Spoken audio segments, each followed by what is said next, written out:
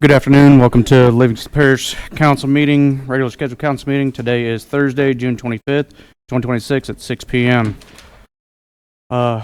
Tonight, I actually have the invocation, and I was going to ask Miss Sandy if she'd go ahead and do the invocation for us. Please stand.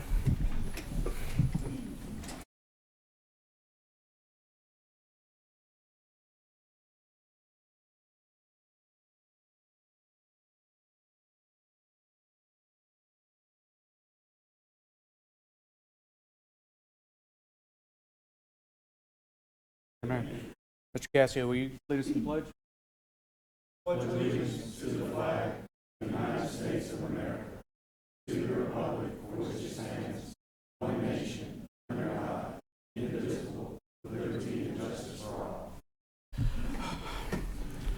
Mr. Cassio, have you reviewed the agenda, and is it in order and compliance with all necessary mandates? I have, sir, and everything seems to be in proper form. All right.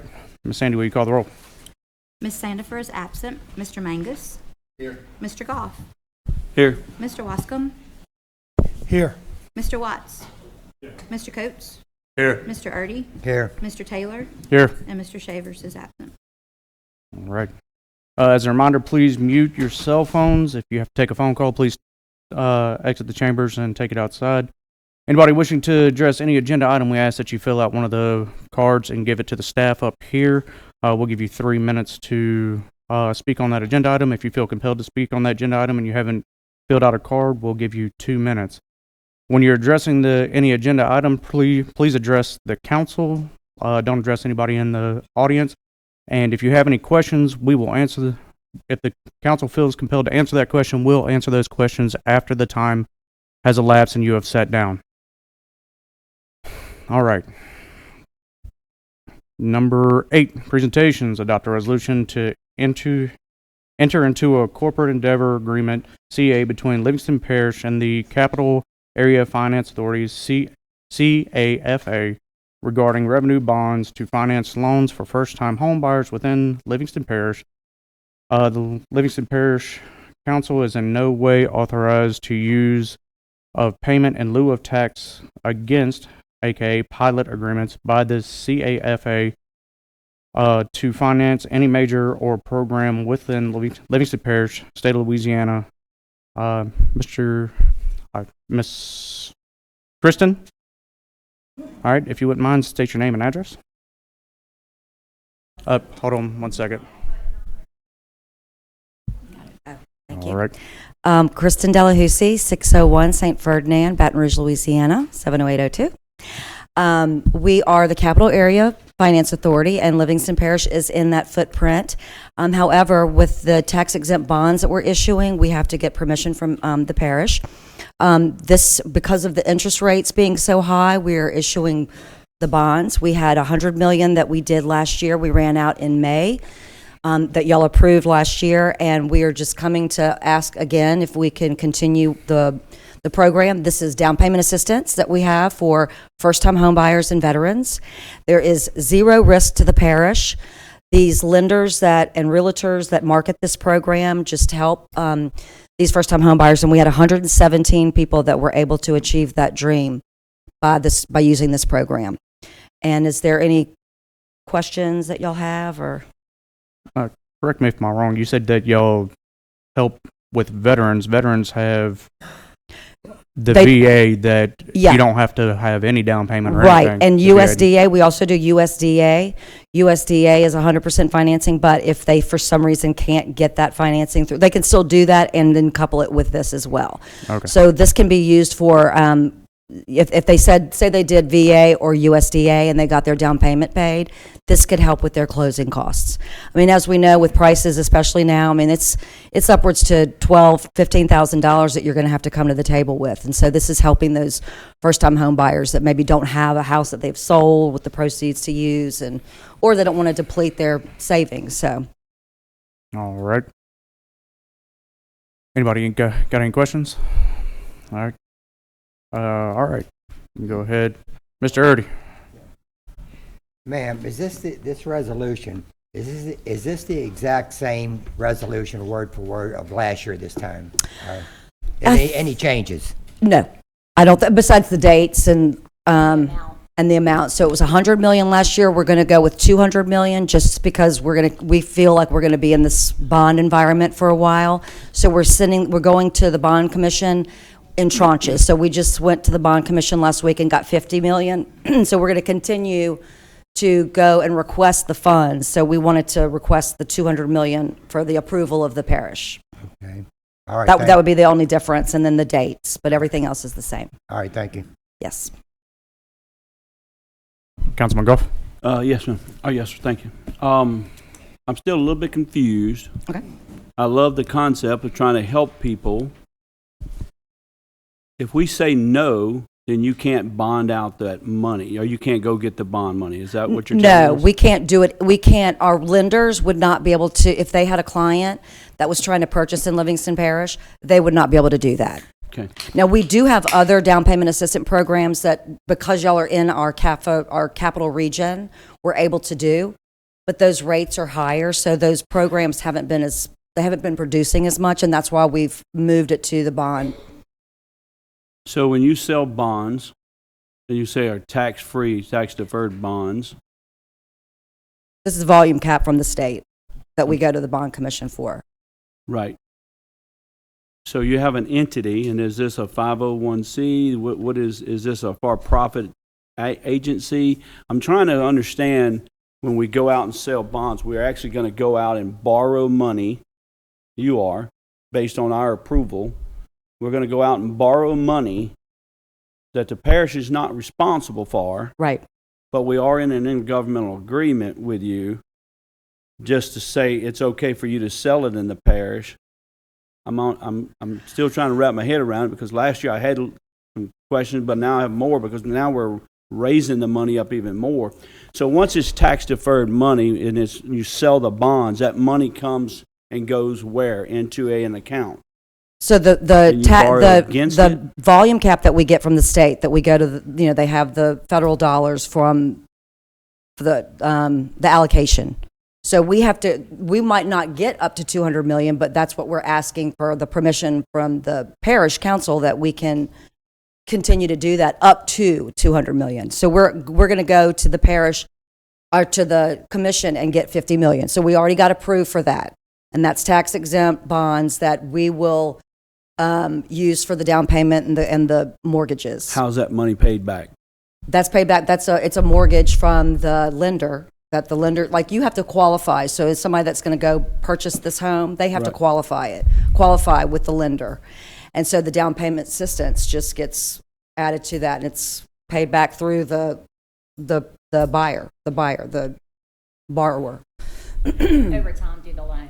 And I will tell you, I think what you're trying to get at is we initially, over 40 plus years ago, when Atlas first started, I mean, they were just in EBR, and then we were able to go out to the capital area, but it's been through them taking, like, any proceeds that we make, we've been all self-invested into it. Like, we just keep putting it back into a fund so that we're able to offer this particular program and honor it to our mission. As far as the down payment assistance, is that what you're asking? Yeah, because It we're not a kinda is. nonprofit. I'm just like, yeah, so I'm just kind of trying to understand. We're going to go out and ask the bond commission to go out and borrow this money. Like, who's going to pay it back? Somebody's going to pay it back because I'm not going to loan you any money, even if it's, but then also it's tax deferred. It's tax-free money, right? So when they purchase a home, they pay no taxes on that dollar amount, which is okay. We're trying to help somebody. But Well, they're going to pay taxes on the home. But who pays it back is what I was trying to understand. And you said that the property owner pays it back. Well, within the mortgage. So the way it's set up, it's a soft second. So there's a 10-year term, or I'm sorry, a 5-year term. So the borrower has to stay in that house for 5 years, and after 5 years, it's forgiven. So, But there's earned interest and all on it. I mean, any money that we make on it, we put back into a fund so that we can continue to self-serve this. And we've done that for 40 years. And we've been able to just keep reinvesting it so that we can offer it as a solution for those home buyers. Gotcha. I've got one question. Can I ask a question? Yeah, go ahead. But How many loans did y'all do in Livingston Parish last year? 117, well, On this program alone. just for the bond program, I pulled the number, it was 117. So y'all had 100 million last year that y'all had, and y'all did 117 homes Like- I mean, I would have to go and look and see Yeah. if a typical, say it was 250,000. So 250,000 out of 100 million. I understand that. But so, and just to, because I'm trying to wrap my head around all of this, is that, so you give them, are they qualify for 12,000 for closing assistance? It's Right. 4% assistance of the final loan amount, so whatever they're purchasing the home. So if, So they get, so their interest on that is 4%. no. Is that what? I'm so sorry. There is an interest rate. So the interest rate, as we know, is really high right now. Like our other program, it's at almost 7%. Okay. Thank you.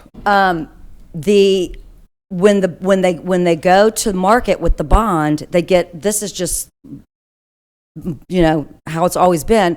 The bond is a below market rate. So we were able to get a 5.88% rate when we issued the last 50 million in January.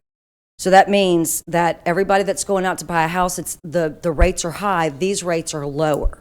They're going to be a below market rate. So we don't know what that rate's going to be. It's going to be once our bond team goes to market and markets and then prices it. But it will be below market rate. So whatever All that right, is. so gonna it goes below market rate. right. So the 4% I guess is not. explain There's to no me zero from- interest. Yeah, explain to me from, they get a $12,000 loan assistance, right, through this program. Is that paid back through the 30-year mortgage, through the mortgage, or how does this get paid back to y'all? Because this 12,000 is interest-free, right?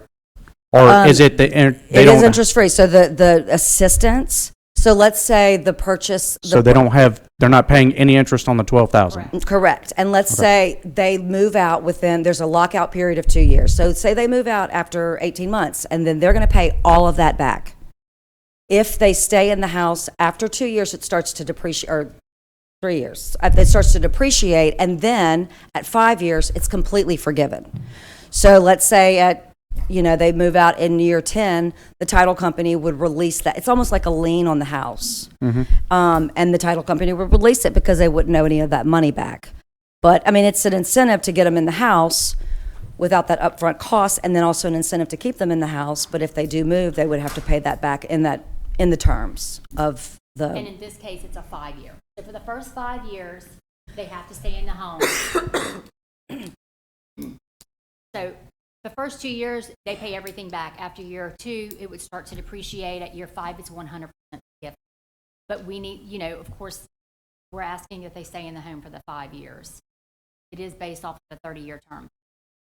What is The down down payment, payment. correct. Yeah. I mean, we don't want to see people just coming in here, utilizing this program, flipping properties, saying they're owner occupying. We have to have restrictions, or we're not able to offer this as a whole. That's why we want people that are qualified as well. This isn't just for anybody that's, we want them to have good credit.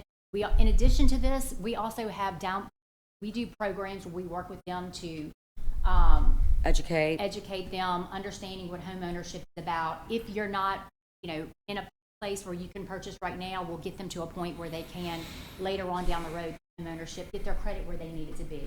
I mean, so it's a lot of education, and it's done through realtors and lenders. We don't just give it to anybody. And we do have a really good base here in Livingston Parish with the realtors and the lenders that also, collaborate with us to do this kind of education. All right. I'm sorry, I cut off Mr. Goff. Do you have any more questions, Mr. Goff?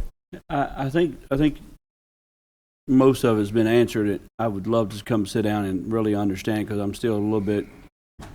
So next year you're going to show up here and ask for the same thing. Is there ever a point in time where you have a certain dollar amount that's rotating in and out, and of the money that you're asking to bond, or asking our help to allow to bond, is what again? So we're asking for $200 million this time. And let me share Yep. that the reason why we're asking for more money this time is because every single time we run through all of the money, we have to go out to all 64 parishes and present in order to do it. Because we're a local, we have to ask for permission. So by doing the 200, we honestly didn't think we'd still be issuing bonds right now. We thought that the market would bounce back, interest rates would fall more in line, and we wouldn't be in this situation. But we are. So now this is the third time that we're having to issue another bond, and that we're asking for permission again from y'all. And what she was sharing is, yes, we're asking for 200 million, but we might not use all of that 200 million. We're going to delegate it out, and like the first will be 50 million. We'll go out, we'll get an interest rate for it. It'll be a set interest rate that doesn't change, which interest rates that you typically on our other programs change every day. So this allows us to have a program where the rates do not change until we go through that money. The reason that we do not want to issue the whole 200 million is, what happens if we get the 5.88 interest rate like we did, and then all of a sudden rates come down to 4%? Well, now we're stuck with all of this money, and then we Have to recall that bond. we would have to recall it, which wouldn't allow us to. It's kind of like having bad credit. It's like you're not paying your credit card debt. Now you're not able to get money in the future because of this. So we want to be real careful in just doing, like, let's do $50 million increment, go through that, see how the market's performing. And that's how we were able to do this last 100 million. We just went through it so quickly because there's so much need, and the market hasn't adjusted as far as interest rates coming down. I think every one of us thought the interest rates were going to come down after the election, and they have not. Right. So out of the 200 million, is there a certain, that's not just for Livingston Parish? No. No, That's for it's the for state. the whole And entire we're state. in all parishes. We're not in Orleans or Jefferson. They have a housing finance authority where they're issuing bonds, so we don't go into those two parishes, but we're in every Okay. other parish. Okay. And it's based on how many applications you get out of Livingston Parish on how much of that 200 million our constituents get. I mean, Okay. it's So, and I just did some quick math. You said you had 112 people? 117. 117? All right, I can change that up a little bit. At a closing cost of average about $12,000, that's only $1.4 million out of your $100 million that you did inside of Livingston Parish, But- which is a lot. I'm not saying that. No, I mean, Where's your biggest? Livingston, I mean, beside, like, our capital region, Livingston, outside of that region, and East Baton Rouge, I would say Caddo, Calcasieu, and Lafayette. Okay. All right. Thank you, Mr. Goff. So we Next just need to person. make sure if we do this, that our constituents understand to reach out to these people and get Yes. some of that money. I Okay. promise Because you, it's there's basically no. free money almost. Yeah, So, and I mean, if y'all have any, if you realtors want and- to let us know, we spend a lot of time out there doing education, and like I said, working with lenders and first-time home buyers. We do it at the library. We partnered with Danae Cox, who I know is a local here, and I mean, we educate. That's our job. That's our mission. It's confusing though, from my standpoint, but as a homeowner, somebody buying, they got a lot of things going on. So I would think and hope that the realtors would help, say, hey, here's another tool, They do. because they want to close the deal. Yes, So I'm hoping that absolutely. every realtor that I run across and I ask them about y'all's agency, hopefully they know. Yeah, we have a program where we're certifying realtors too, so they take a little, we'll either go to their brokerage and train them, or they can take the little test, and we put their name on the website. So if you go to our website, under the Realtor tab, you can see all the realtors that are certified. And that, all that means is that they get a certification and they can use it as marketing. Gotcha. Taylor Councilman Lombard, Coates. Covington and Associate is one of our biggest. She's one of a huge realtors that has really been instrumental in helping this. Of course. All right, so my question's not going to last near that long. Do y'all have any limitations on how much a down payment you will provide? 4%. 4% of the final loan amount, but understand that we do have income limits as far as what they can make. So, we're not going to let somebody who's $400,000 a year make. You know what I mean? Like, I would say on average, someone needs to make about $100,000. That's cut off. Okay, so I'm not saying 100,000 is a low tier income, Correct. but We say moderate to low. correct. So you are basing it on a income status. Yes. Okay, And And those come out every year, HUD. Determined by. understood. Next thing is, you said let's just say $100,000 home, just to keep the numbers simple. Yeah. All right, let's say you put 20% down. Do y'all require 20% down? No. So, and that's the thing. So if you're if you're not doing a VA loan or you're not doing a USDA loan, it's an FHA loan, a government loan. You have to have 3.5% to put down. So that other 0.5% that you would have. So let's say you'd get $3,500. Am I doing the math right? To put down, right? You'd have to have $3,500. You would get $4,000 if you're doing a $100,000 loan. So that other percentage, that 0.5%, could help you with, say the seller was going to give them closing costs. Well, then they could help with the appraisal that they had to purchase, or Okay. so that 4%. Maybe a home inspection. Yeah, exactly. It, you know, I see where you went with that. it's really just to help them with, you know, it's so, there's so many, as you know, there's so many things that these borrowers have to do when they go to purchase a home that, and if Right. they, I understand. So here's the other question that I wanted to ask, and that is, if they come up with whatever the number is, let's say 10%, and they stay there the 2 years as required, and then y'all forgive the down payment, correct? Whatever down payment size that they put in, or is it the 4%. only up to 4%? Yeah. Okay, I understand. And I'll tell you, I mean, if they had 10% to put down, then they're probably not, they might not use this program. Sure, I understand. Yeah. It's genuinely, this is designed for those borrowers closing with lowest. So it is attainable.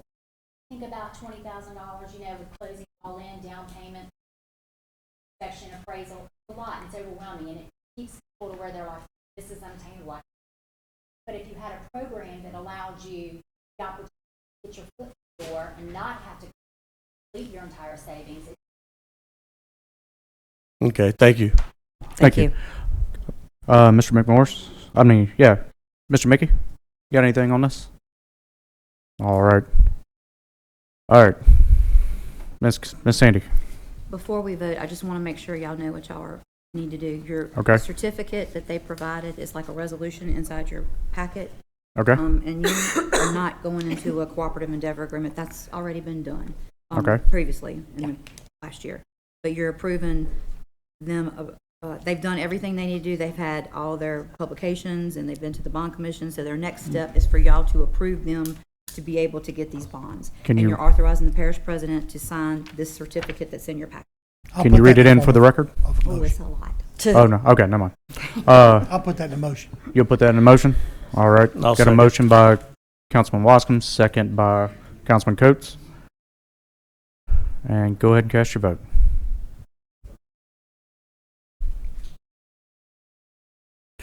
All right, that passed unanimous with 7 yeses, 2 absents. Thank you. Thank you.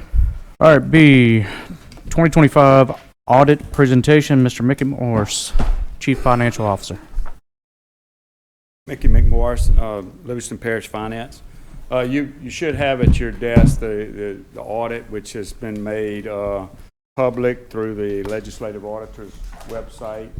And Mr. Jacob Wagasback was here at the last finance meeting, and he gave a detailed presentation on the audit. And he's here tonight to answer any questions and to just give a little brief overview of the audit. We're very proud of the audit this year. Worked very well with Mr. Wagasback and his team. The finance department, they were pretty awesome, and we feel very good about it. All right, Mr. Wagsback. All right, so you ready to go page by page? Yeah, all 300, yes, sir. All 300? Yes. Jacob Wagasback, I'm a partner with the CPA firm of Falk & Winkler in Baton Rouge, Louisiana. So as Mr. McMorris said, you have the full audit in front of you. I will not go through that document in detail tonight.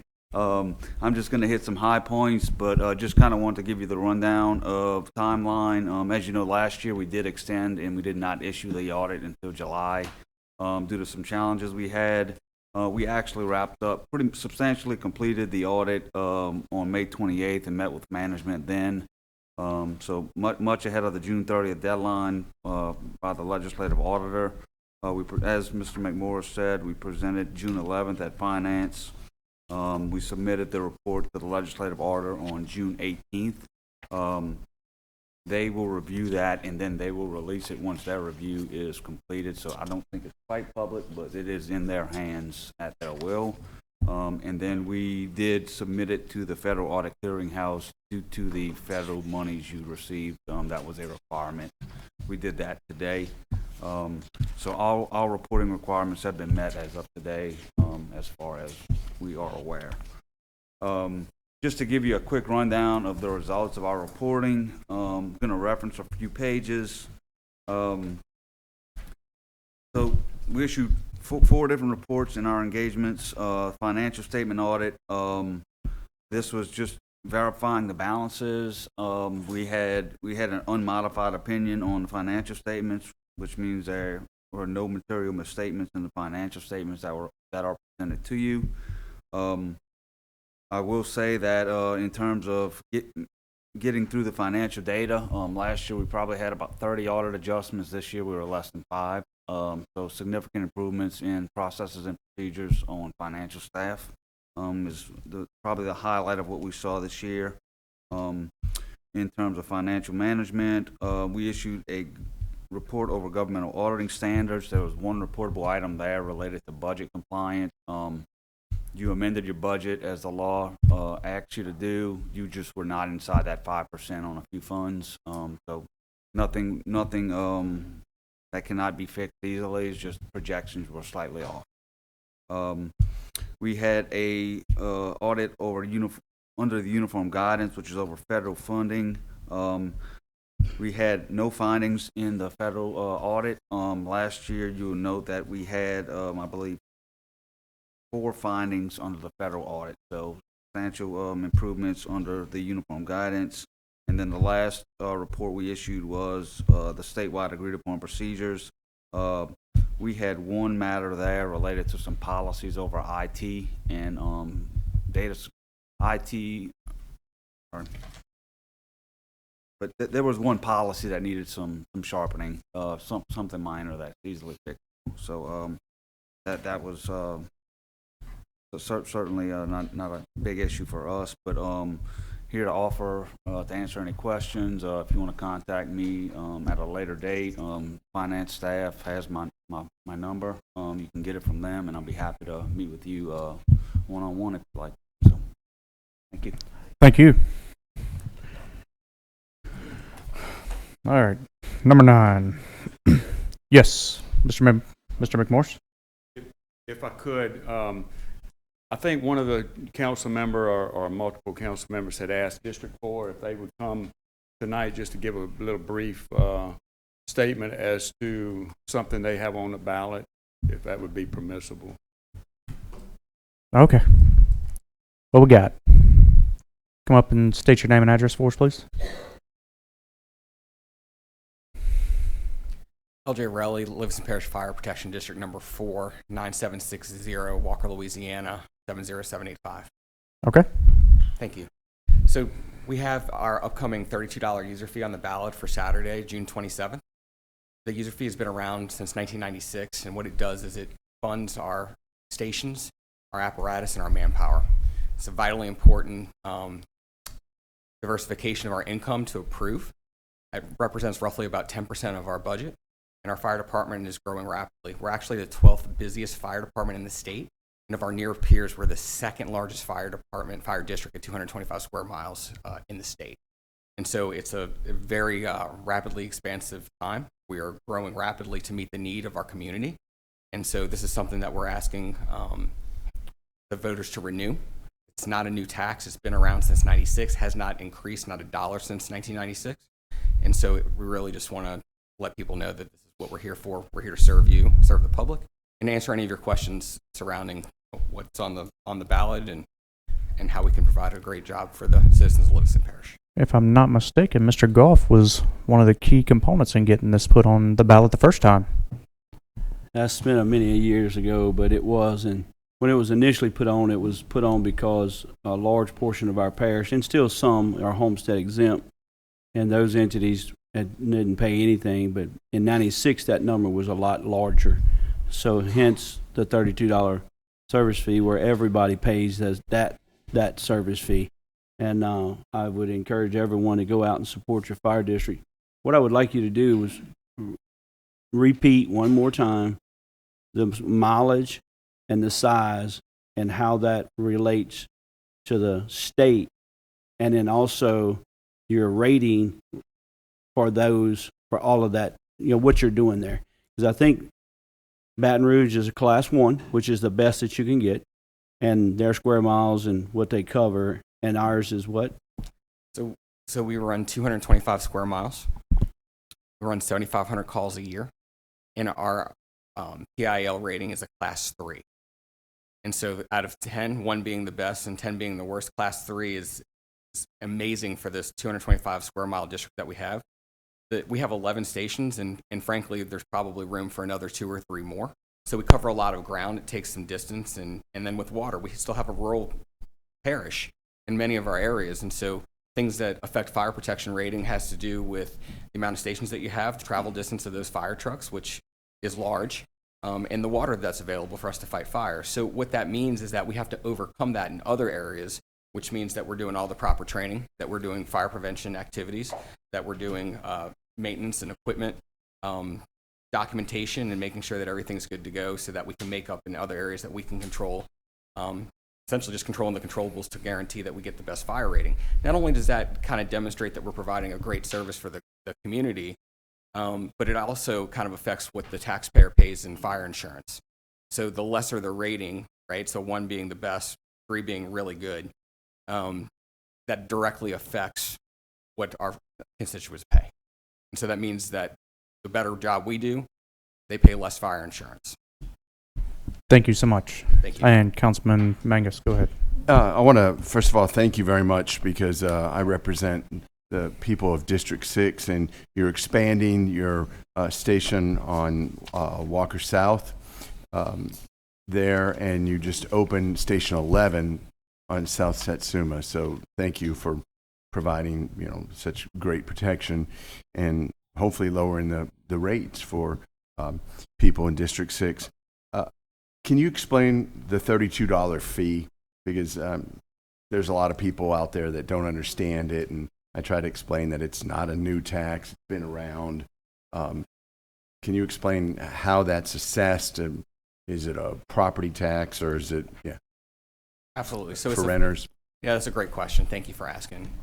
So what it is that for every parcel, really every rooftop, the way that the ordinance is written, we assess $32. Okay, and so that's essentially a flat fee, right? It's not by appraised value of land.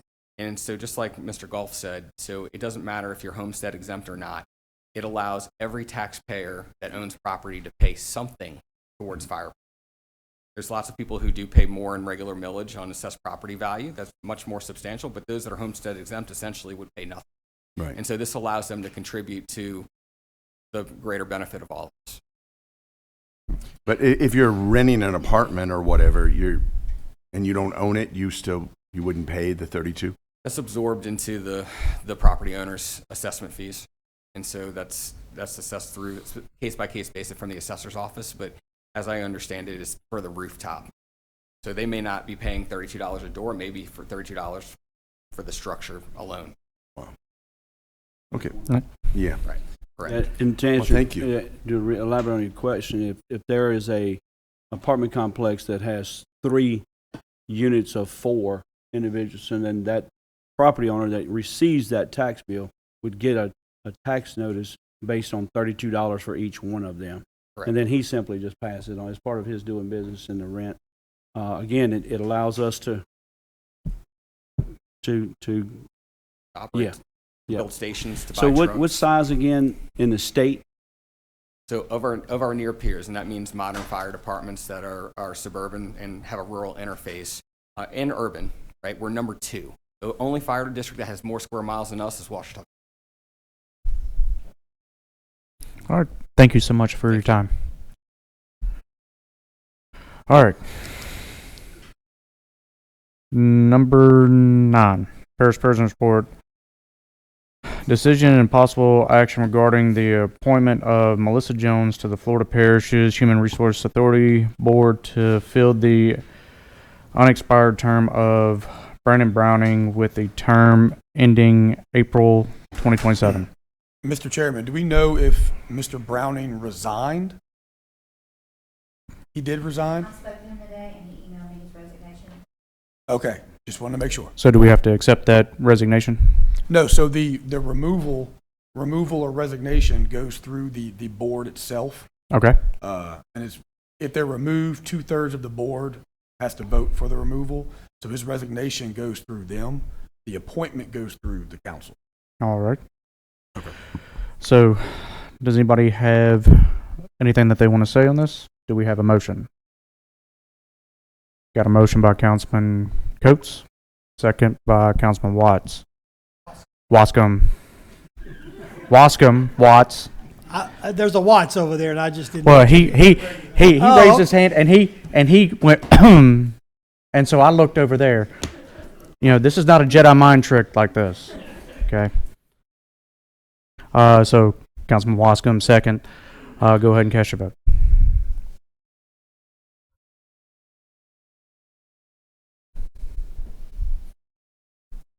That passed unanimous with 7 and 2 absent. All right, Livingston Parish Finance Department, Mr. Mickey Morris, Chief Finance Officer, accept and approve material and supply bids for DPW and Livingston Parish Detention Center, bridge materials, reinforcement, concrete box culverts, reinforced concrete pipe, asphalt coat pipe, and arch pipe, polypropylene pipe, aggregates, limestone, 700 or 57, 610, road materials, sand and wash, concrete, gravel, prisoner supplies, and grapple truck package. You were very pretty, Mr. McMorris. Mr. Dugas? So, yeah, these are the bids that we've opened. These were all the low bidder for those items, and we just request the council approve those bids. All right. Yes, Mrs. Sandy. Can I be allowed to read their recommendations into the record? Absolutely. That y'all are approving? Please do. They are requesting approval and acceptance of the following annual bids and grapple truck package. They are bridge materials, Monster Timbers, reinforced concrete box culverts, Premier Concrete, reinforced concrete pipe and arch pipe, Premier Concrete, asphalt coated pipe and pipe arch and bands, Headco, you said it really good, polypropylene pipe, which is HP Storm Pipe, Coburn Supply, aggregates, limestone 57, 610, Gabion, and riprap, which is class 30, construction aggregate, road materials, sand and wash concrete gravel, Mears Sand and Gravel, prisoner supplies, Bob Barker Company, and the grapple truck package is Old River Truck Sales. Also noting, all bid prices shall be effective from the date of the council approval for a period of 12 months, inclusive of freight charges where applicable and exclusive of sales tax. All right, I got a motion from Councilman Mangus. Second. Can I ask Mr. Dugas Yep, one we're question? going to get a second and a motion, or a motion and a second.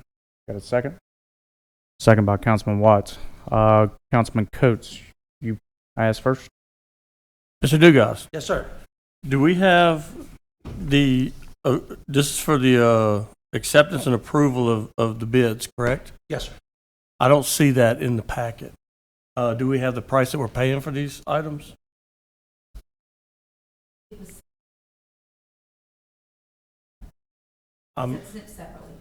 was sent separately. Okay. All right, thank you. All right. Who is, Councilman Erdy. I'm sorry, who's the low bidder on this though, Robert? On which one? Well, Each of them there- were, they were all different packages. We bid them all separate. Okay. So it's not Each one. of those packages, who she just called out, won the individual package. Monster Timbers, Premier Concrete, Kedco, Corbin Supplies, Construction Aggregates, Mears Sand and Gravel, Bob Baker Company, Parker Company, and Old River Truck Sales. So I can tell you the 2 through 7 are basically the same people that had it last year. But because it was only a 12-month price, a bid last year, we do this annually every year. So we bid out all of our construction or road materials and stuff. I think each one of them, we had at least 2 bidders. The aggregate and road were like 4 or 5 bidders, so those were your low bidders. I can get you that information, I just don't have it available right now. We can get you that information. It came in in our Oh, okay, council okay, packet, or not our council packet, but it came in a separate email. Huh? No, it came in a separate email. All right. So we got a motion, got a second. Go ahead and cast your vote. All right, that passed unanimous with 7 yeses, 2 absent. Miss Sandy. A favor? Absolutely. We didn't say what the term was for Miss Melissa Jones for the Florida Parishes Human Services Authority. Is it okay if I go ahead and say what the term is so I can put it in the Absolutely. resolution? Yeah. The term that was, it's a 3-year term and expires upon April 30th, 2027. Okay. It did say ending April 2027, so.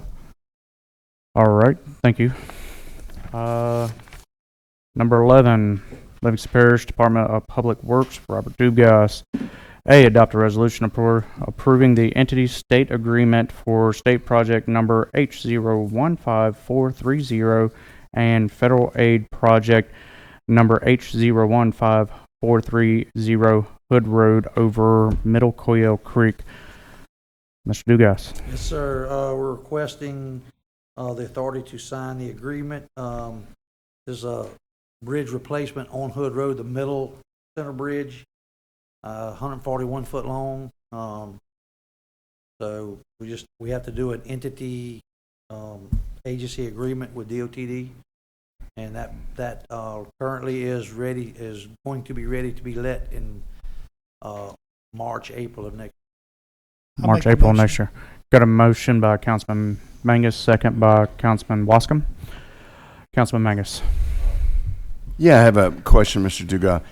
On that bridge on Hood Road, and thank you for doing this, is it going to be any higher, or how does... So the issue there, it could be, we have to follow DOTD guidelines.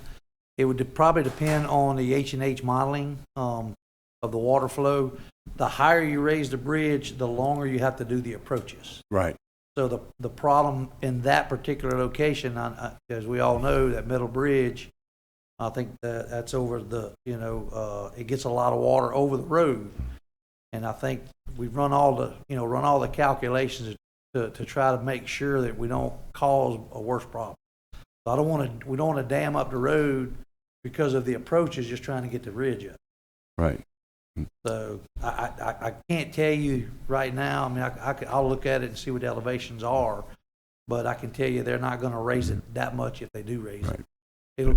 It has to be the bridge has to be above 100-year flood elevation for sure, but the approaches don't need to be. So that's kind of yeah. But the bridge deck will be. But it's kind of a Lod Stafford situation. Yes, sir. Yes, sir. Okay. And hopefully more quickly, but it is needed because there's so few in the district I represent. There's so few east-west corridors, and Hood Road. Thank you for paving that. Is vital. All right. Thank you, Miss Sandy. Can y'all also include in the resolution to authorize the parish president to execute and sign this agreement? Yes. All right. Everybody good with that motion in there? Yes, Yep. I am. Yep. I'll amend the motion. You're okay. That motion was amended by Councilman Mangus. Go ahead and cast your vote. That was 7 yes, 2 absent.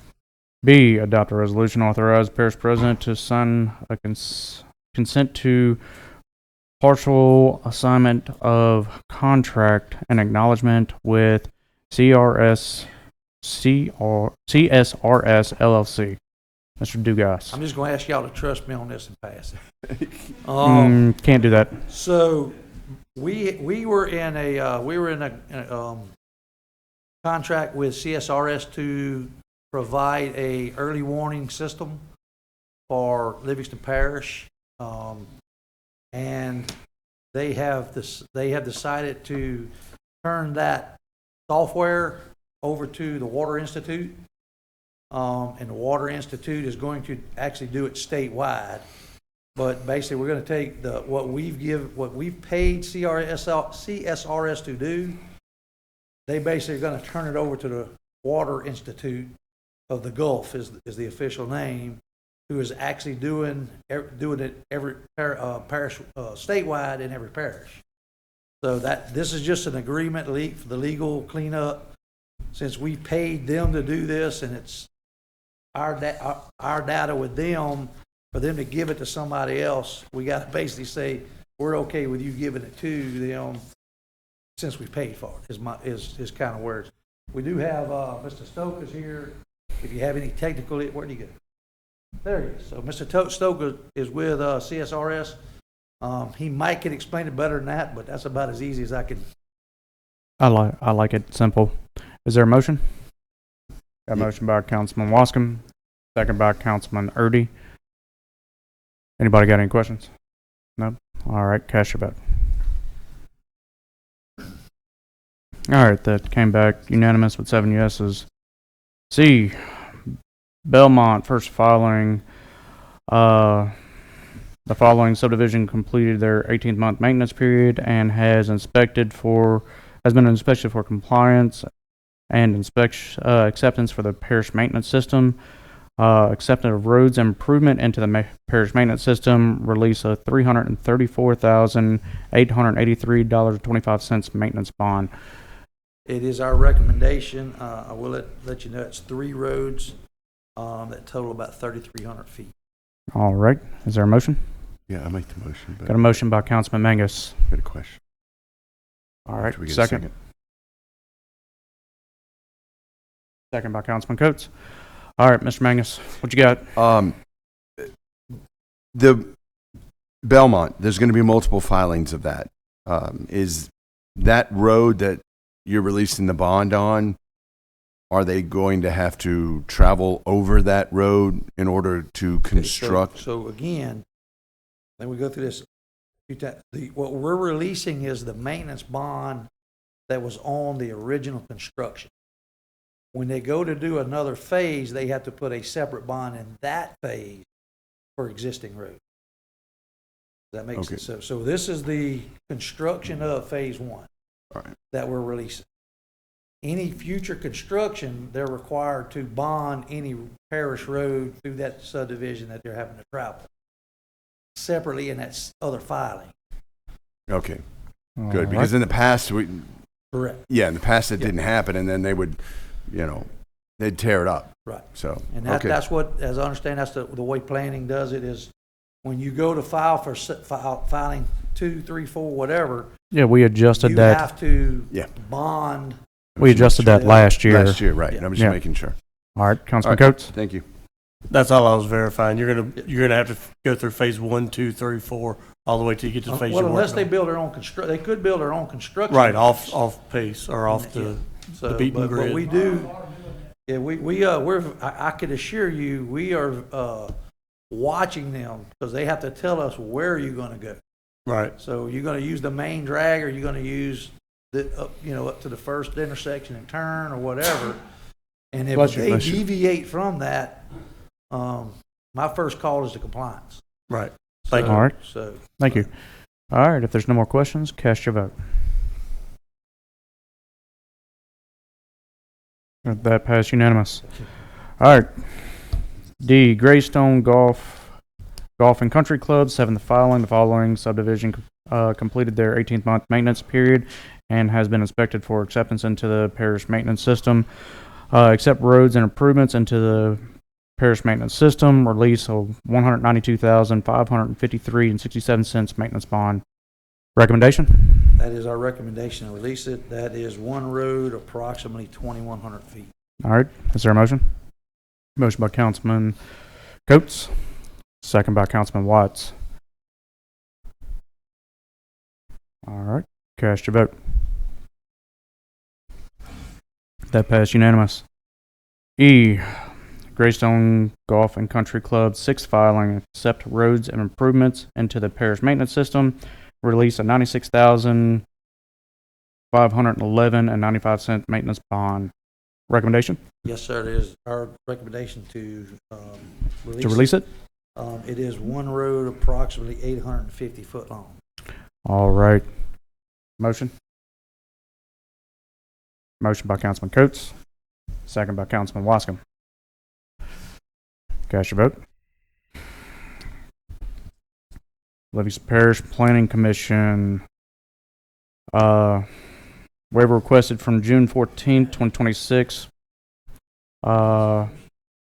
So this waiver, the Livingston Parish Drainage Criteria Manual, section 6.3.5, footboard, a minimum freeboard of 0.5 feet is required and shall be measured from the developed 100-year water surface elevation to the lowest point of the bank. Evaluation for the detention basin. So actually, this is in Councilwoman Sandiford's district. She actually called me and said that she is in favor of this waiver. You have something? I'm just here to explain if anybody has any questions.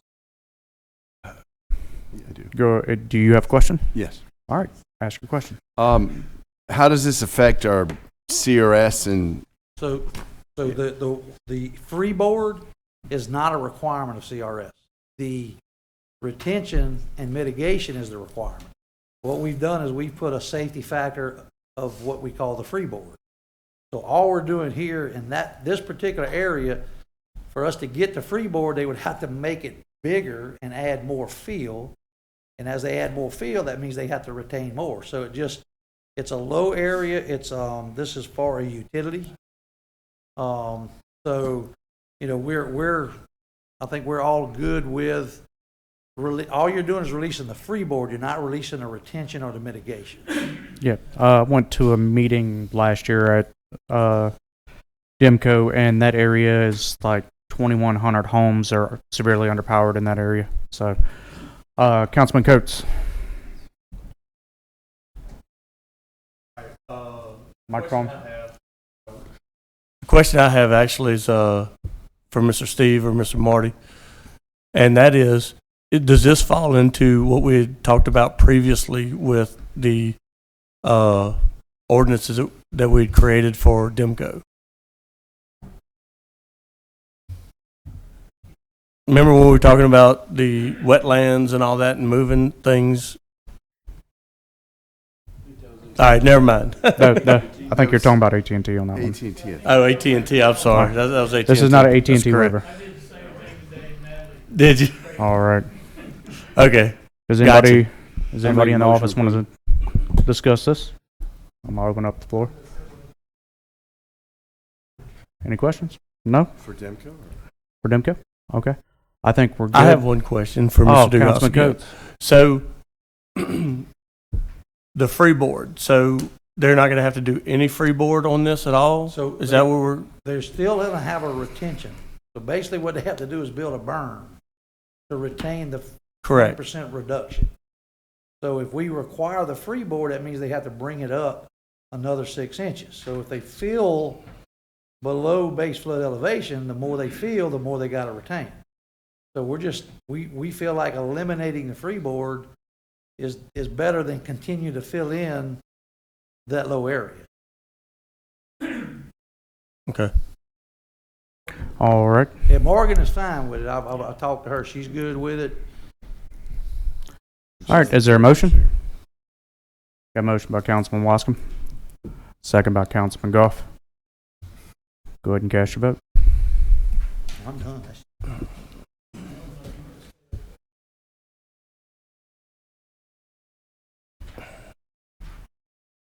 All right, that passed unanimous, 7 yeses. All right. Public hearing and adoption, LP ordinance 26-13. Miss Sandy, will you read that into the record? Yes, sir. Can I say one thing? Absolutely. There was one baby typo. Okay. Inside of the therefore be it ordained. It said it shall become effective upon the next official term of office of the year 2027. That should be 2028. Okay. So it need to be amended and then adopted as amended. Okay. So, right. This is proposed ordinance number 26-13.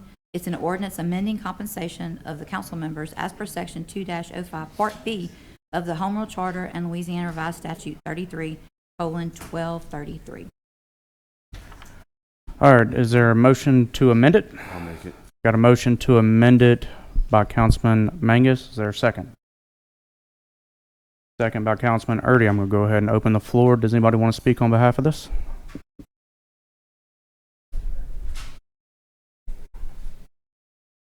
Yeah, Good evening, Adrienne Bordelon, 8489 Beechwood Drive. So I've done a lot of research on what parish councils or police jurors get paid in the state of Louisiana. And just so that everybody's clear, 25 parishes pay their either council or police jurors the amount that you are seeking to go up to. 11 pay what you are currently getting paid. 8 pay more, 15 pay less, 3 pay in between, and 2 parishes I was unable to find the information. But the average amount that a council gets paid is $16,689.24 when you average all the 62 parishes that I was able to find. Orleans is an outlier because they pay their council $117,000. So I don't really have an issue with y'all going up to the state max at this point in time. What I have the issue with is this ordinance that says that when the state legislature changes this amount from $1,600 to something else, y'all automatically get a pay raise. But it never comes back to the public to hear that you are seeking to raise the pay for this council again. And I think that is wrong. I think that is not government that is transparent, right? Because if in 2028, the legislature amends the statute and brings it to $2,400 amount, then the way this ordinance is written, you will automatically get a you will move from the 1,600 to the 2,400, and nobody in this parish will know it. And I think that is wrong, and I think that that provision of this ordinance needs to be taken out. Thank you.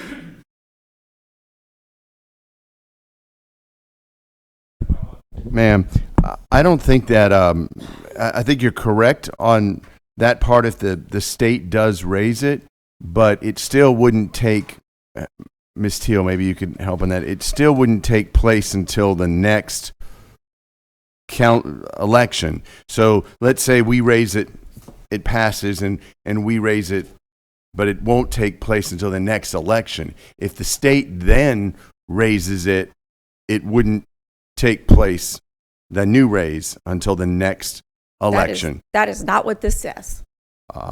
That is not what this says. Mr. It says Cashier? automatically adjusted hereafter as the legislature allows additional compensation, and said compensation shall become effective upon the next official term of office of the year 2027. Y'all just amended that, I assume, to 2028. So that is not what this says. This says you automatically get it upon the adoption of the legislature. According to our home rule charter, we cannot give ourselves a raise. It would have to be the next. So this went through the ordinance committee, and that's the way we designed it. Mr. Cascio, can you help? I think what Mr. Mangus is saying is Well, I this understand raise what doesn't Mr. Mangus is affect saying. these people. It's going to affect Well, no, the I people that'll be understand that. here in 28. But in 2028, when the new term starts, right, in January of 2028, what this says is that they get the $19,600. In that legislative session, 2028, if the legislature should increase the pay from $1,600 to $2,400, the way this reads, they will, in 2028, get the additional funds. That is how this reads. It says it's automatic. And my issue is that that is not transparency to the taxpayers of this parish. I am not opposed to you getting a pay raise. I'm opposed to you putting in automatic pay raises that people of this state have the people of this parish have no idea that the legislature can go and then change your pay. Because we're not a police jury system. And the pay is tied to the police jury by the Home Rule Charter into Section 05. And so that is my issue with this ordinance, is that you're attempting to automatically, because that's what's written. Words matter. So, All right, Councilman Goff. so sounds like you read the Home Rule Charter, and Sure. I'm going by recollection. And our pay raise can't go into effect during our term of office. Do you agree with that? I agree with that. Okay. I agree that that's Okay. So you agree with the fact that it can't go into effect with during our term of office. So when we do this, we don't get that pay raise now. I agree. The next elected officials would get that pay raise. I agree.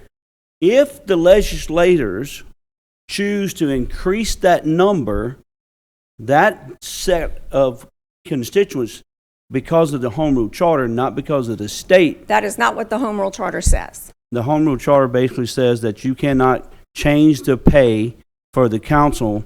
You can't adopt During- an ordinance that changes the pay in the council for which the year the ordinance is the year the ordinance is passed. The whole That's term. that's what the home rule charter says. So you're passing an order in this term, right?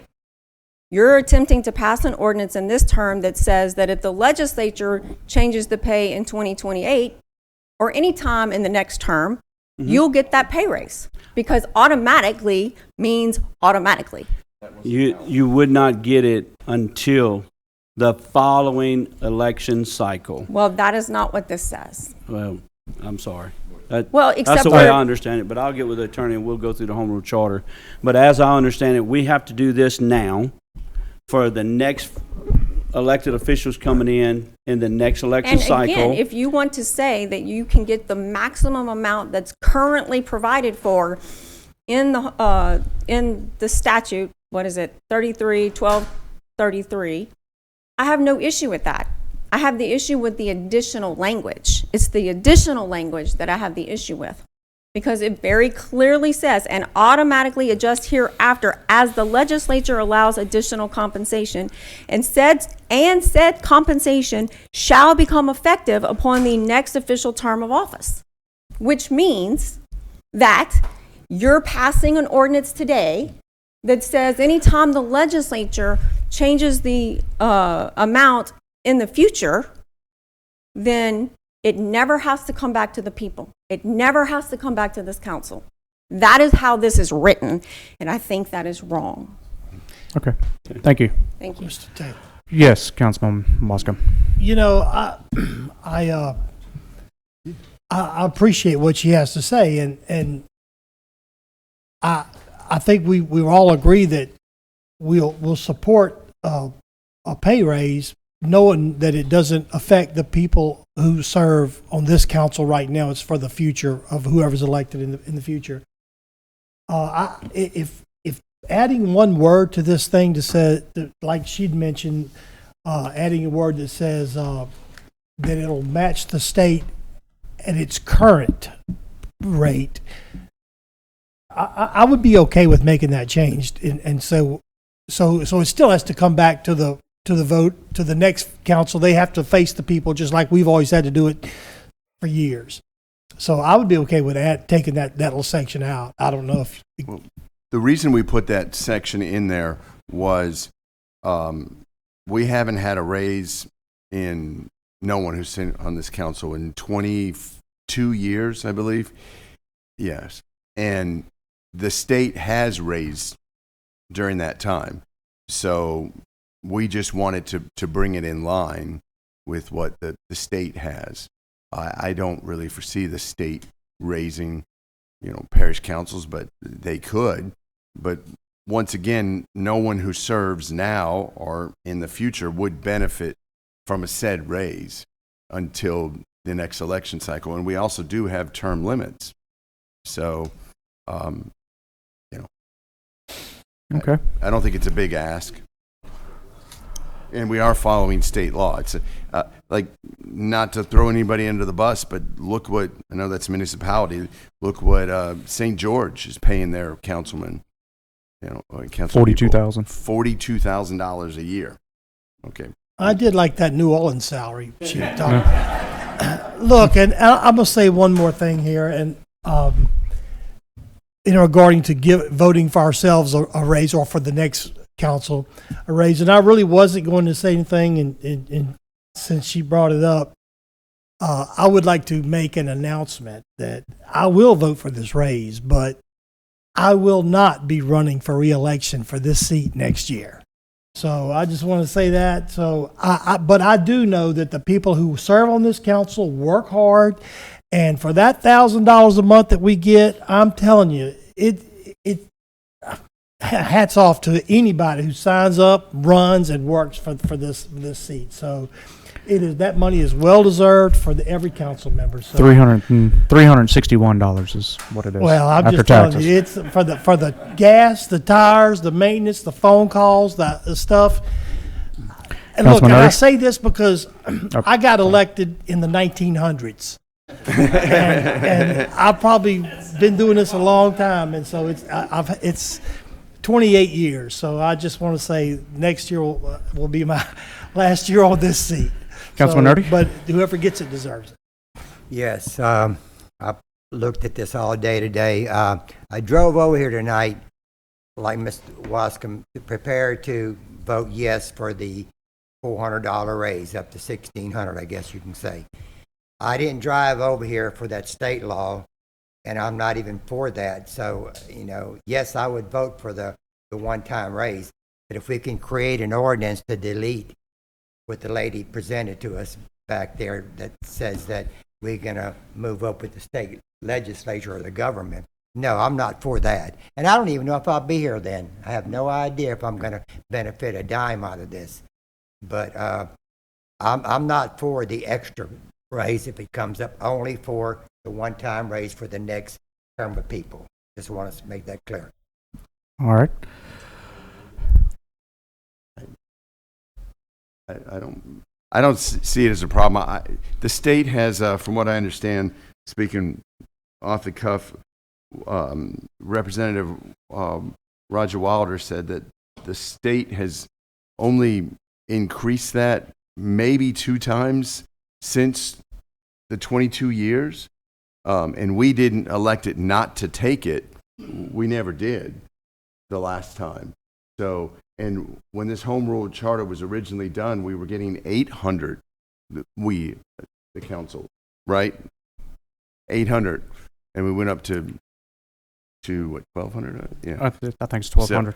Right. I don't think it's that big of an issue, to be honest with you, and it could be amended, Mr. Cascio, in the future if it became the council doesn't have to accept it. All right. Yeah, don't have to take it. All right. But we would have to come back and ask for it again, and you see the grilling we get. I'd rather leave it. All right. So you want to? All right. So there's a motion. There's a second. Go ahead and cast your vote. This is for as amended As for 20. amended. And then we got to vote again. Yeah, to change it from 2027 to 2028. All right, that passed unanimously. All right. Now this is to adopt it as as amended. amended. All right, is there a motion? I'll make them. Got a motion by Councilman Mangus, second by Councilman Erdy. I'm going to go ahead and open the floor up again if anybody wants to speak on it. All right, close the floor. I only have one thing, Yes. and that is we are the 7th largest parish out of 64 in this state. So when you start comparing numbers, we're a big parish, and we are the fastest growing parish in this state. And we have enacted more guidelines and regulations in this parish to get us pointed in the right direction than has ever been done before. So any individual that takes this seat in the future, and I hate to hear that you're not going to be in there, but any individual that takes this seat in the future is still underpaid. So I think this is the right thing to do. Maybe it'll bring somebody else out that wants to do it, and we can keep this parish moving forward. Sorry, I'm done. Off my soapbox. All right, got a motion by Councilman Mangus, second by Councilman Erdy. Go ahead and cast your vote. All right, that passed unanimous. 7 yeses, 2 absent. All right, public hearing adoption LP ordinance 26-16, declaration of DPW surplus equipment. Miss Sandy, will you read that by title? This is proposed ordinance number 26-16. It's an ordinance to declare certain movable property equipment no longer needed for public purposes, provide for its sale by internet sales and/or public auction, and provide for terms of sale. All right, I'm going to open this up for public hearing. close public hearing. All right, is there a motion? Motion by Councilman Mangus. Second by Councilman Coates. All right, cast your vote. That passed unanimous, 7 yeses, 2 absent. 14, adopt, public hearing and adoption of LP ordinance 26-17, quit claim servitude reification DSLD home LLC located at Tickfall Creek Drive, section 27, T7S, R3E, and Council District 6. I'm gonna open up for public hearing. Close public hearing. You want me to read it? Yes, please read it by title. This is proposed ordinance 26-17. It's an ordinance as follows to wit. It's the revoking the dedication, abandoning, and quitclaiming in favor of DSLD Homes LLC, the 15-foot servitude identified by the crosshatch portion as shown on the map, showing servitude revocation of lots 66, 67, and 68, Vincent Cove, located in section 27, Township 7, South, Range 3 East, Greensburg Land District, Livingston Parish, Louisiana, by Lester A. Macklin Jr., professional land surveyor, dated March the 12th, 2026. Take a breath, Miss Sandy. All right, is there a motion? Motion by Councilman Wascom. Second by Councilman Watts. Cast your vote.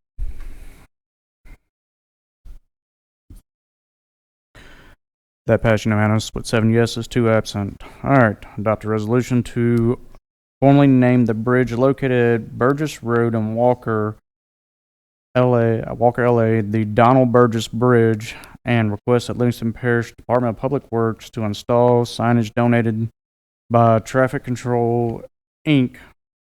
on each end of the bridge. Councilman Ricky Goff. Actually, I'd rather bring Mr. Burgess up here. I think I saw him in the audience. Huh? All right, come on, Miss Betty. Oh, where's the grandchild?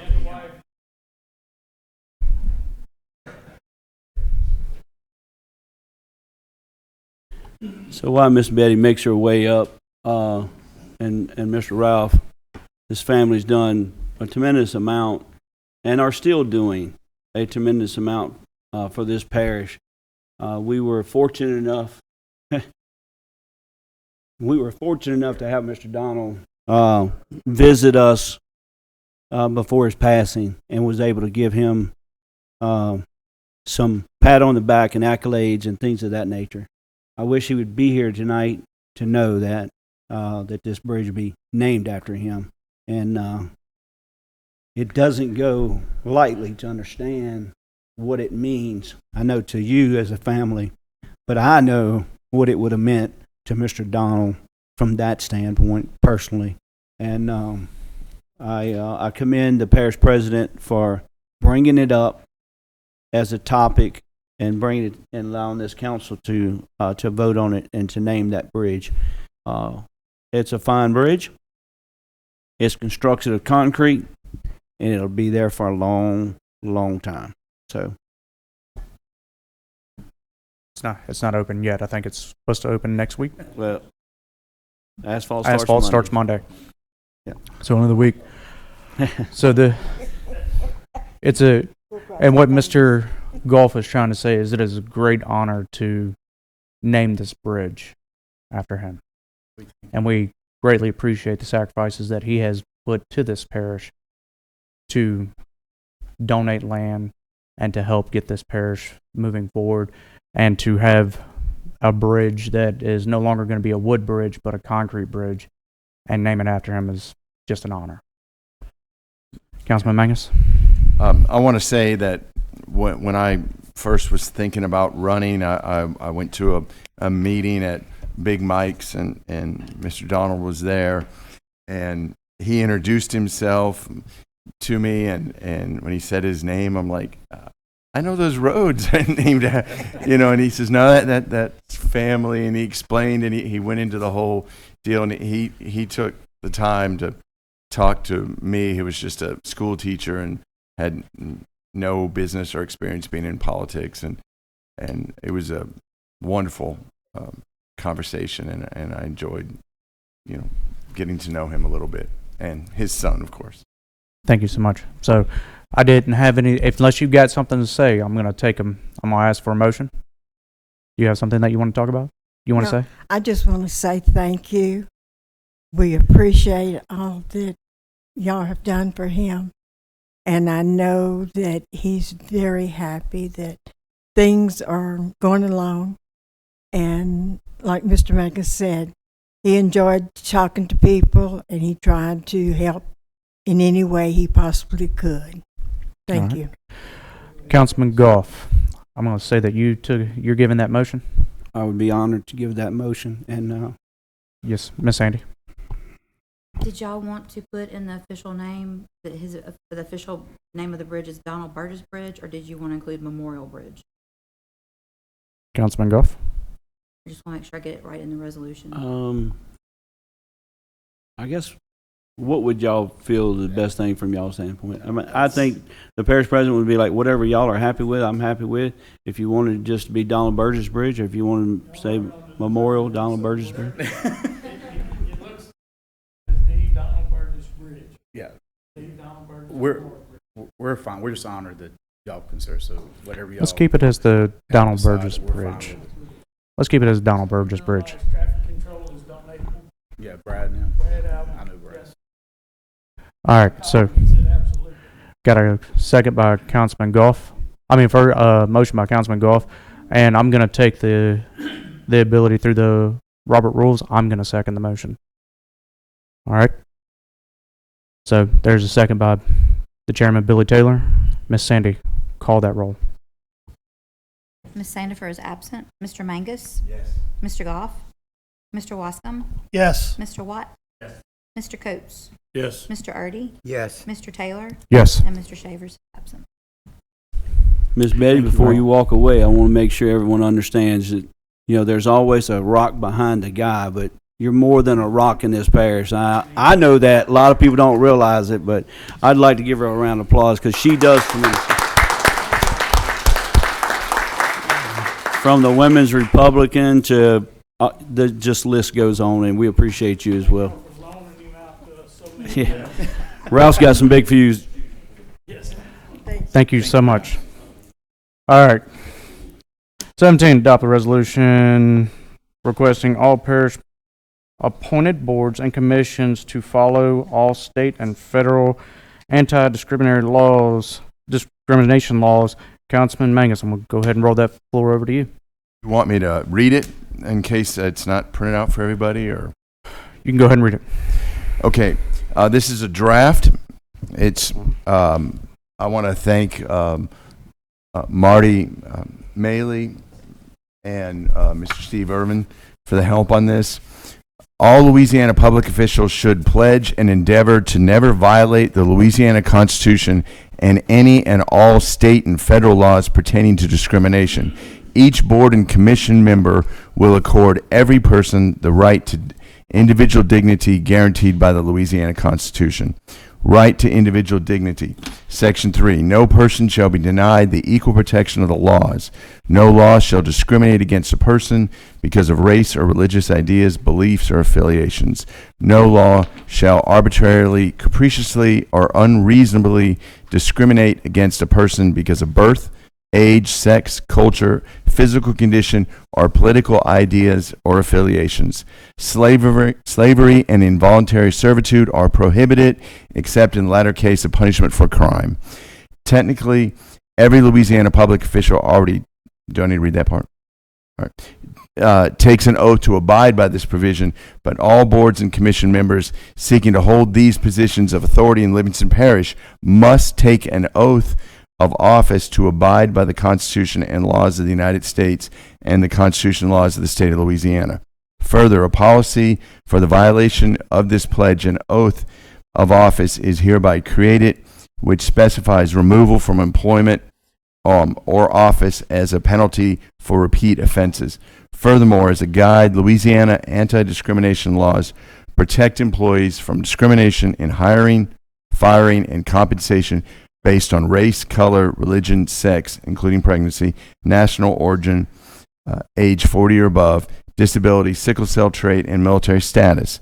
These protections generally apply to private employees with 20 or more employees, 25 or more for pregnancy. Likewise, service in the community by board and commission members of Livingston Parish should adopt a similar standard of excellence. The administration and the council believe that our board and commission members should adhere to these anti-discrimination objectives as well.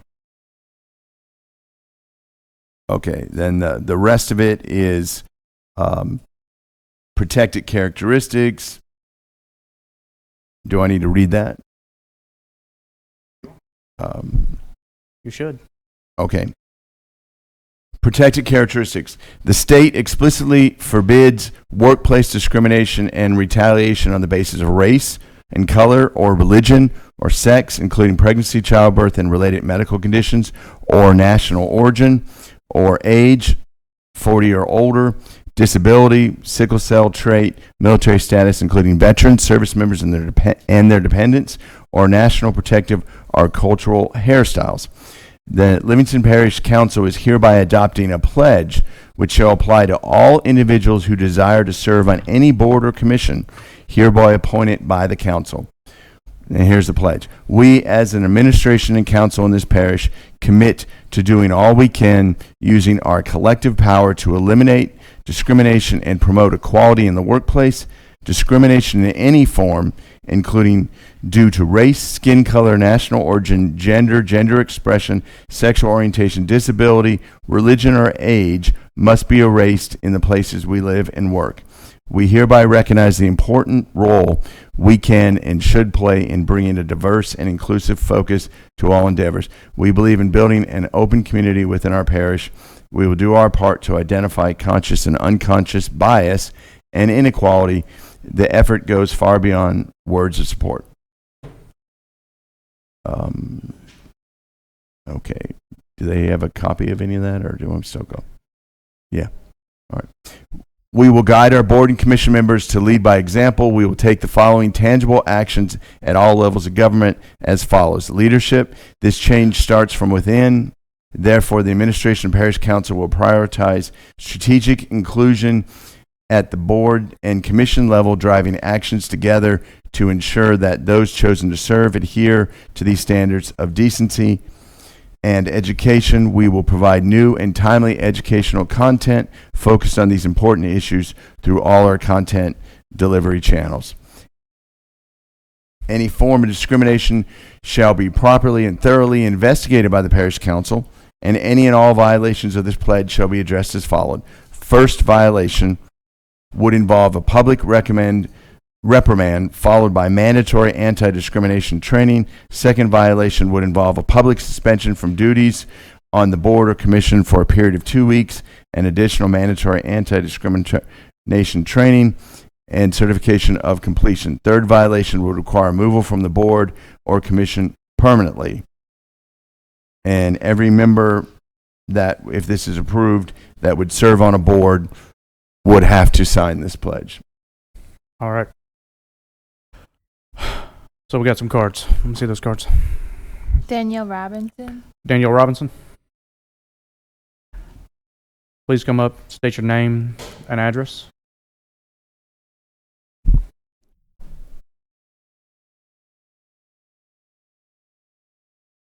Hello. Hello. My name is Danielle Robinson, 602 Myrtle Street, Denham Springs, Louisiana. I appreciate your efforts, Councilman Angus. I guess my question is this a pledge? Is this a resolution?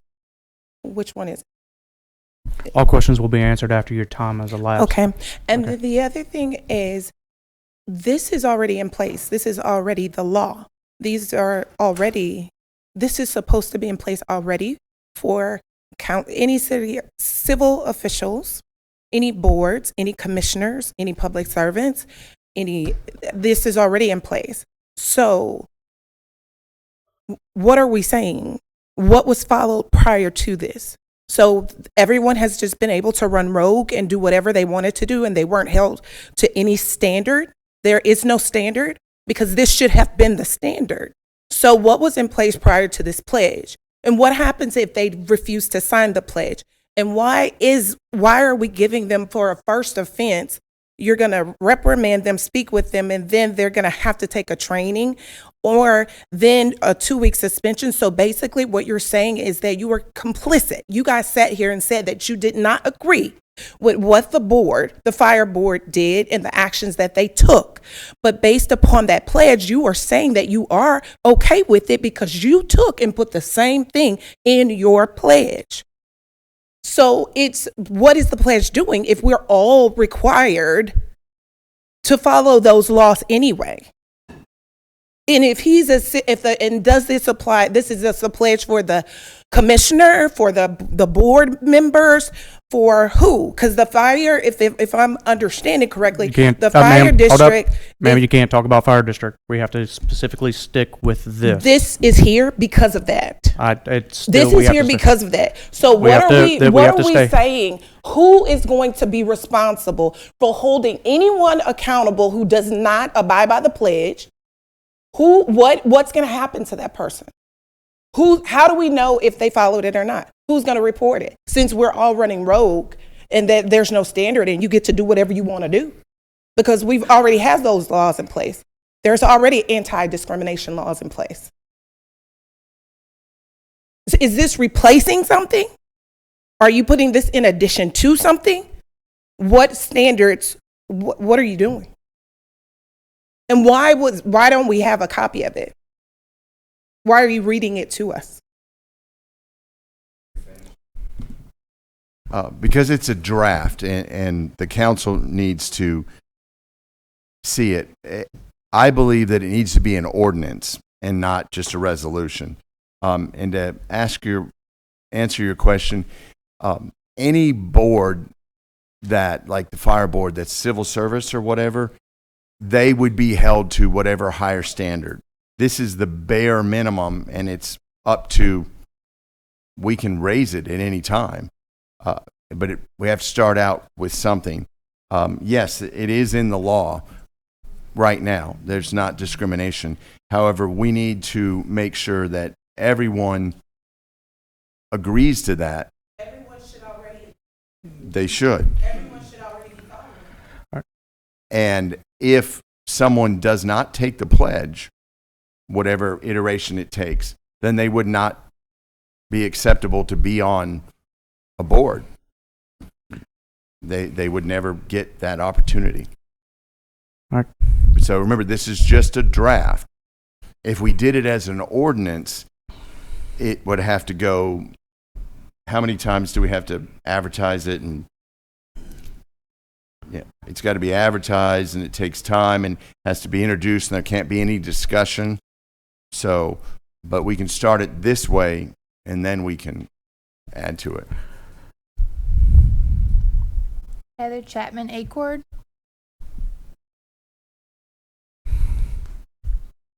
State your name and address. I'm Heather Chapman Acord, 1403 Stephen Drive.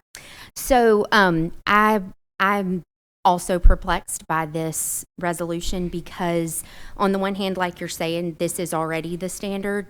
This already applies. So why are we having to reinvent the wheel? I do have an issue that the resolution, the verbiage wasn't already released to the public in some form or fashion if it's being voted on here. That's our right as the citizens. So also I would like some clarification. So when the resident was speaking about the pay raise issue, when she brought up questions, y'all immediately answered. But whenever she just asked her question, you said she had to wait till the end. So which is it? I was giving her the opportunity to speak and get her, but I've also stated in the very beginning of this that if we would wait, and they did. So have you signed an anti-discrimination pledge? Hold up, ma'am. She finished her time and elapsed, and then they answered the question, and then she came back up. She had the opportunity to stand up there and wait for the question to be asked. Would you agree with that? The way that you worded it, it made it sound like we all had to wait until the end of all of the airing before it was answered. I was giving her time, and as it elapsed, that we would answer the question after it elapsed. Whatever helps you sleep at night. I would like clarification on what strategic inclusion means in the verbiage, because that's very non-specific.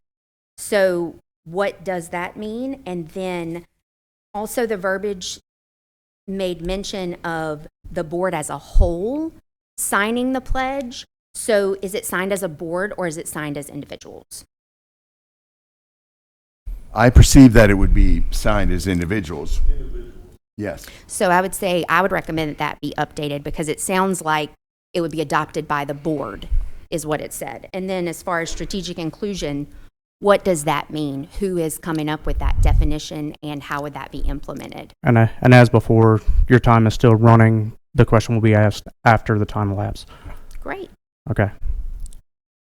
Is that your last That's question? it. Okay. Thank y'all. Councilman Mangus. Mr. Maley. I'll be more than happy to. Thank you. Let me weigh in. It couldn't wait. Mr. Mangus, you asked me to, and Mr. Irving, to assist you in coming up with a draft to deal with this issue, and that's exactly what we've done. Tonight it's not being presented for any vote. It's merely being introduced to get the conversation started and to seek input from the council and to seek input from the public, and I'm so happy that some of these folks have showed up to weigh in. This is healthy, and it's important. They need to probably send their comments in writing to Miss Sandy. And thank you, Miss Sandy. You're welcome. And so we get those comments in, and look, and legal will meet with whoever wants to meet, and we'll consider redrafting and fix it the way y'all want it. Look, right is right and wrong is wrong. And as a result of what happened a couple of months ago, it has stimulated this conversation.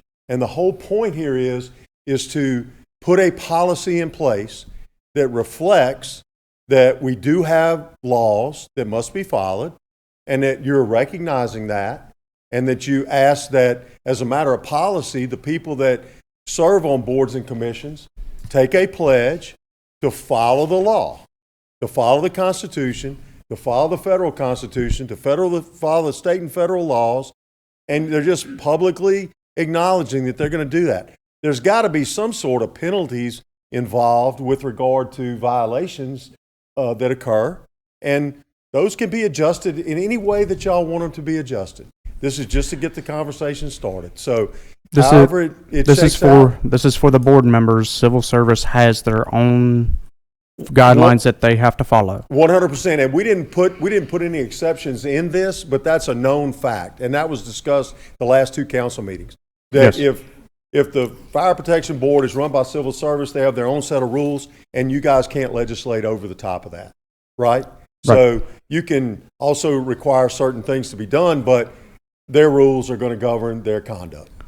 And if anybody violates their conduct, they got to be dealt with. So that's where we are. And so however you want this to play out is truly a matter of policy for you guys to decide with the input that you get from your constituents. So does anybody have any questions of me? Thank you. If I could say one more thing. When I was doing research, and thank you very much to our attorneys that helped me with this, I noticed that back in 2012, the state of Mississippi, representative was elected, and he noticed that the state of Mississippi had never ratified the 13th Amendment.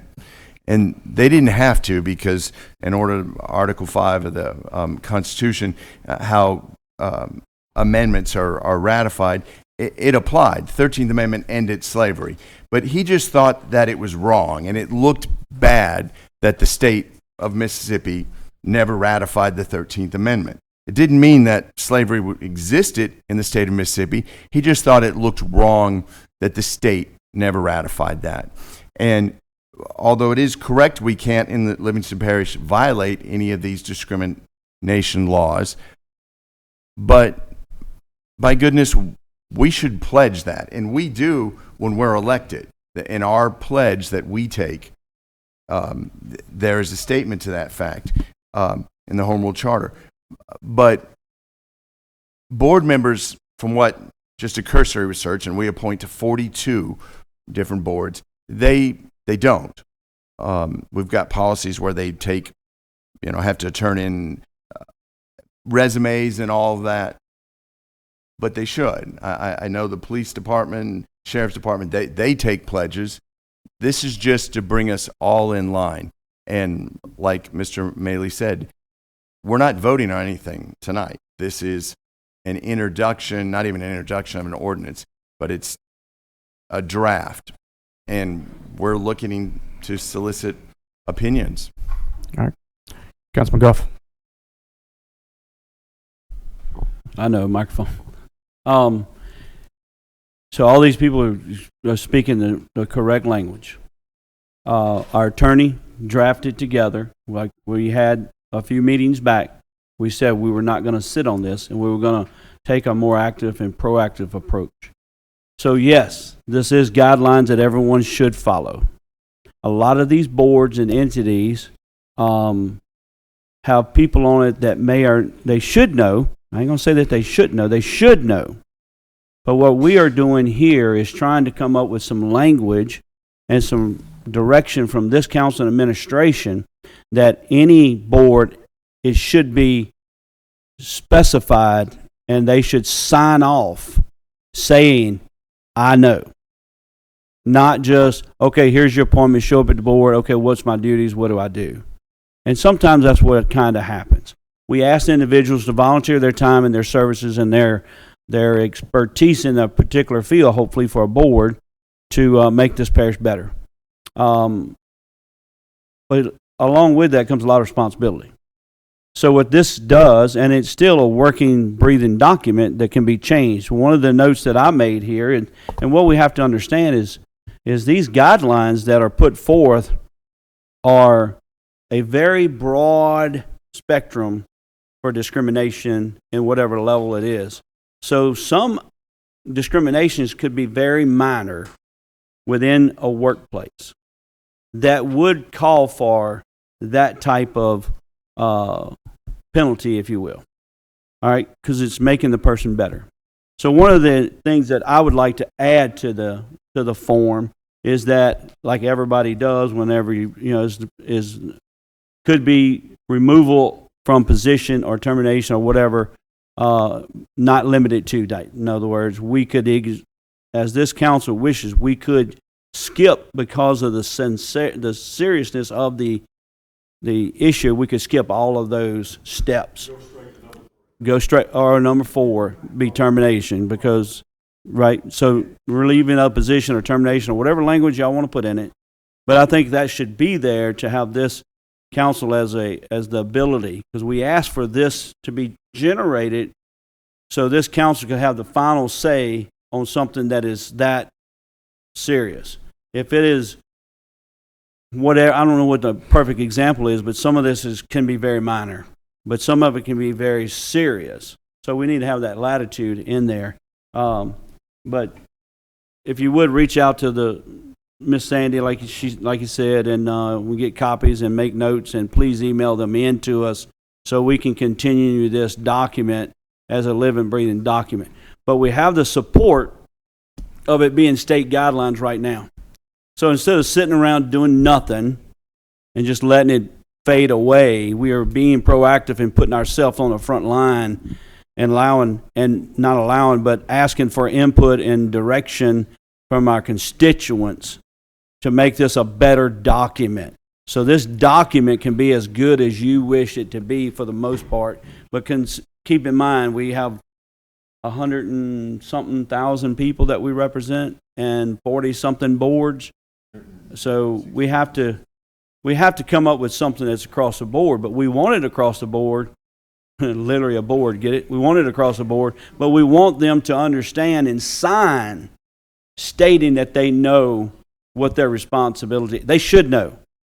We put our hand on the Bible and we get sworn in.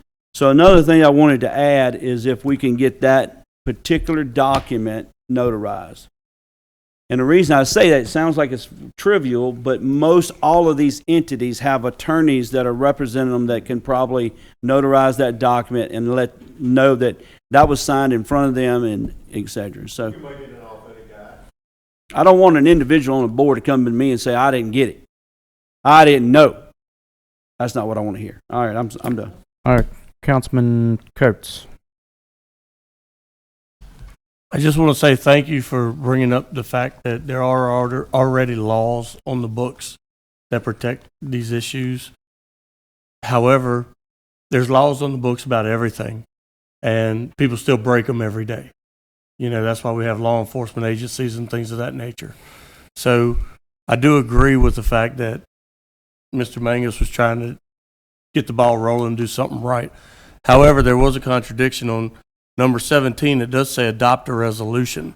So it was definitely intended to be voted on. And I just want to let y'all know that.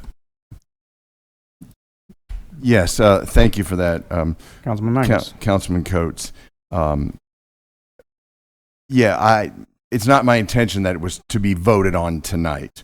So that is my fault that it was worded that way. That's not the clerk's fault at all. It should be for discussion, because my intention is that it is going to eventually be an ordinance. So Then, John, since it's on there as an adoption, we should pull it. Or we should defer it to the ordinance committee. Yeah. That way, I mean, We still have some council, we still got some comment Yeah, we cards. got comment and we're cards. and then we can take action after that. Thank you. Deborah Keller, Ms. Keller?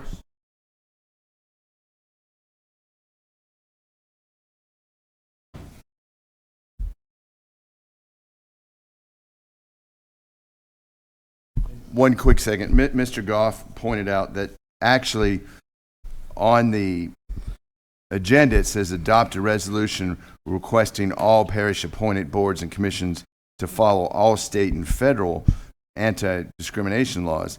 It does not mention the pledge, so we could still adopt that resolution. Although they should do it anyway. Yeah. But it's our motion, just like it was the last time. Our intent is that they follow the Yeah. state. Right. Sorry. Just like we voted last time, what our intentions are, and that's the way I look at this. This is the document that's living and breathing that's gonna become Right. whatever it's gonna become. But at the minimum, we want a resolution that states they're gonna follow state and federal guidelines, because once we start digging into it, everything that's there is affected, and they should be following it even by just a regular board member.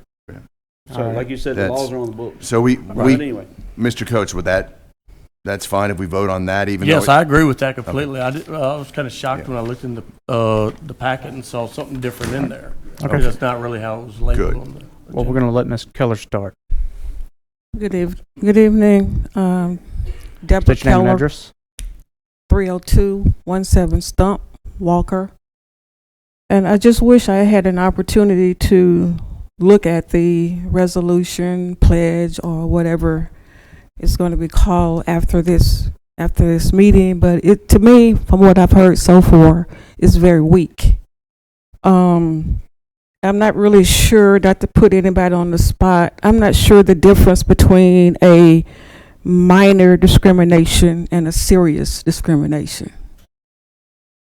I'm not really sure what the difference is. To me, discrimination is discrimination. And we're here because of what happened on the 4th, all of the presentations and all of the comments that were made during the meeting as a result of what happened, what the young man alluded to over here. He was able to address and use that example at the fire station, and Ms. Robinson was not. I'm just a little bit disappointed in the direction, and I know the intent is good, and I do respect you guys for giving us this opportunity. But I don't think when we left here, I thought we were going in the right direction, but now I'm not sure, because I think it's just watered down. To me, it just sounds kind of wishy-washy, just kind of what they want to hear. And that's just kind of my thoughts. I'll yield to you guys. Thank you. Call the next one. Catherine Martin,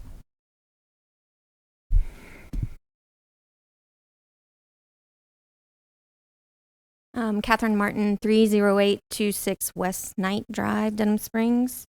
So y'all have answered a lot of the questions that I originally had, but my main issue with the wording of the agenda item is that it says y'all are going to vote to adopt a resolution requesting all parish appointed boards and commissions to follow all state and federal anti-discrimination laws. And I'm just wondering, if we're requesting them, it seems to me that we're giving them the option to refuse. We're not requiring it, we're just requesting. So if they're able to refuse, do they also get to choose which laws they don't want to follow, which anti-discrimination laws they don't want to follow? I just think that that's, the wording is not strong enough. All right. Thank you.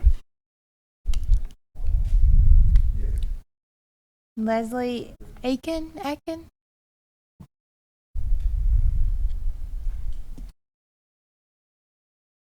Hi, I'm Leslie Aiken, 30834 East Knight Drive. Appreciate so much what you all are doing. Heartily applaud the efforts and the verbiage that was used. Definitely support, please, and it sounds like you do, sir, to make it an ordinance, not just requesting them, but requiring them. The other piece that I strongly encourage you to attend to is that if we want to change behavior, then that means we need to give people an educational experience. And if there's an educational experience, then there's knowledge and there's interaction and there's accountability. And so it's so important that we're not just talking generic terms like the laws of discrimination, but that we're actually naming them, like the N-word. Why? Why is that? So when you talk to your constituents, so that you can explain, because they're asking in social media, why does that have to be a problem? They can say it, why can't I say it? I mean, there's so many pieces that we need to educate people about. And so I would just strongly encourage you to mandate education with taking a pledge. Thank you. That's all. All right. So I'm gonna, if there's anybody else, all right, I'm gonna close the floor. Councilman Mangus. Yeah. I think that you can amend this if you would like. Yes. Also, one thing real quickly. We as I'm a retired teacher, so I retired a year ago, 32 years in the public school system. And as well as a council member, we have to take required, as do state employees and I'm sure other levels, just mandatory anti-discrimination training and ethics and all that every year. We could look into requiring some of these boards to do that, and I know some do, because I've sat in, like, I know Gravity Journey 5 and some of the others, and they do, but we could make sure that's not a big ask, and that should be done. So absolutely. All right, I'd like to amend this. This is not the pledge. This is, thank you, Mr. Coates, for making that suggestion. This is to adopt a resolution requiring the Livingston Parish, where is it? All parish board appointees to and commissions to follow all state and federal anti-discrimination laws. Is that your motion? Yes, adopt a resolution requiring all parish-appointed boards and commissions to follow all state and federal anti-discrimination laws. All right, there's a motion by Councilman Mangus. Second? Second by Councilman Coates. Cast your vote.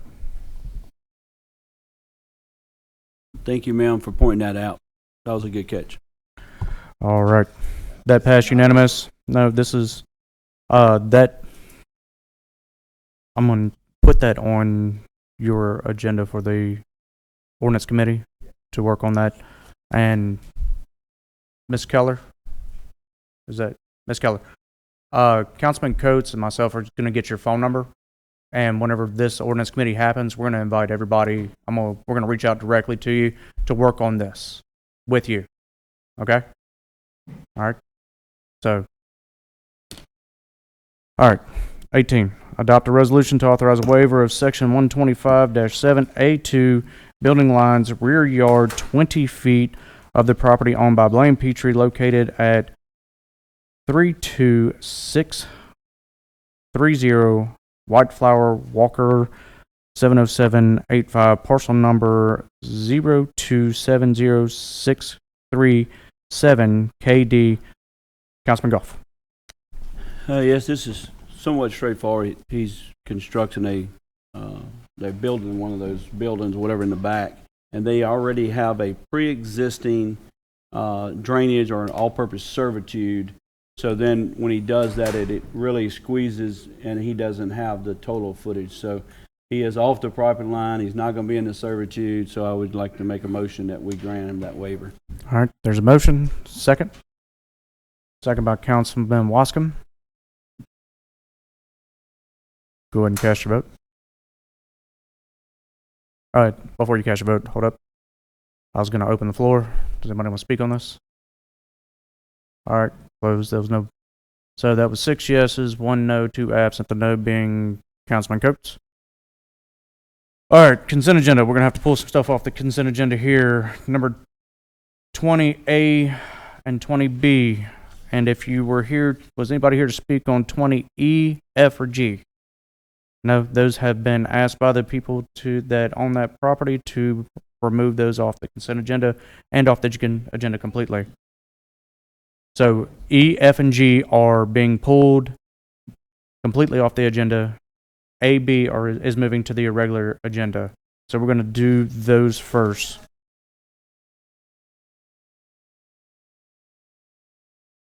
No, they can do that during the consent. I'm going to open the floor for all of it. All right, but this is specifically for 20A and 20B. Yes, please go ahead and read it. All right.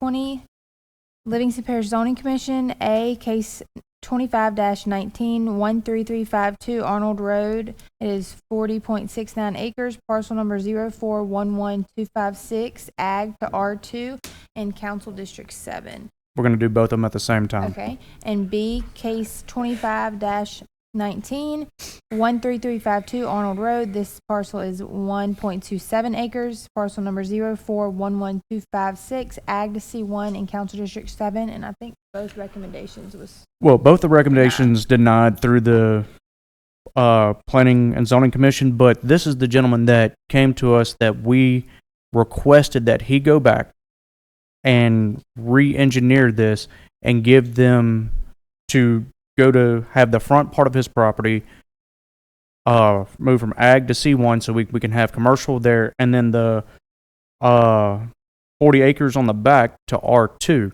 That was a specific request from Councilman Goff.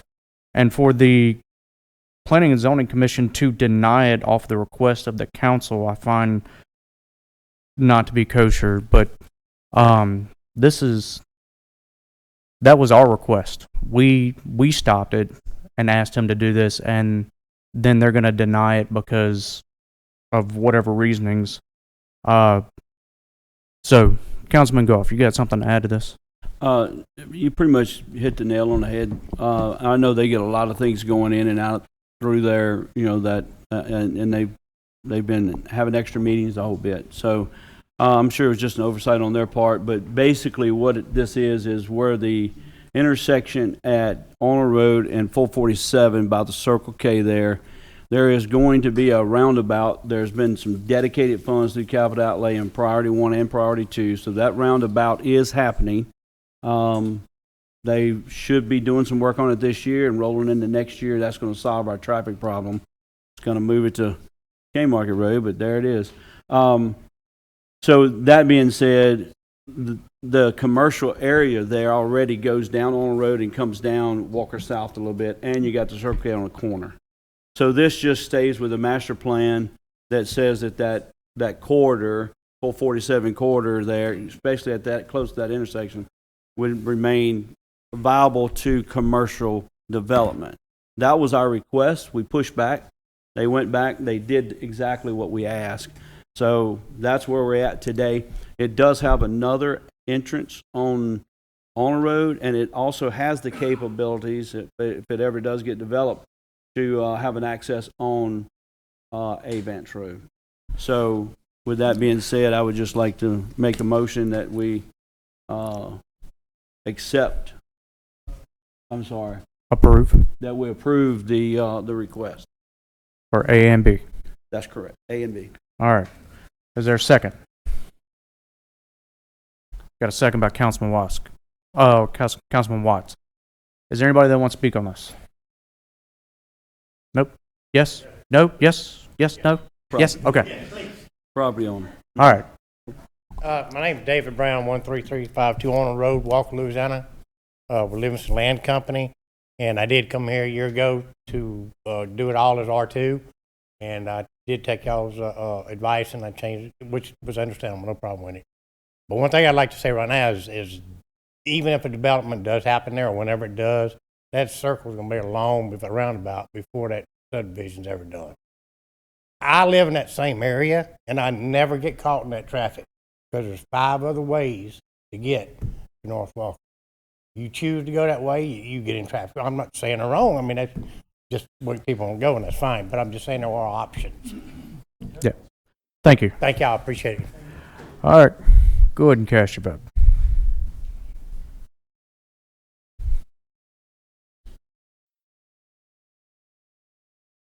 All right, that was approved. 6 yeses, 1 no, no being Councilman Coates, 2 absent. All right, now going to the consent agenda. Ms. Caroline, can you read the consent agenda, please?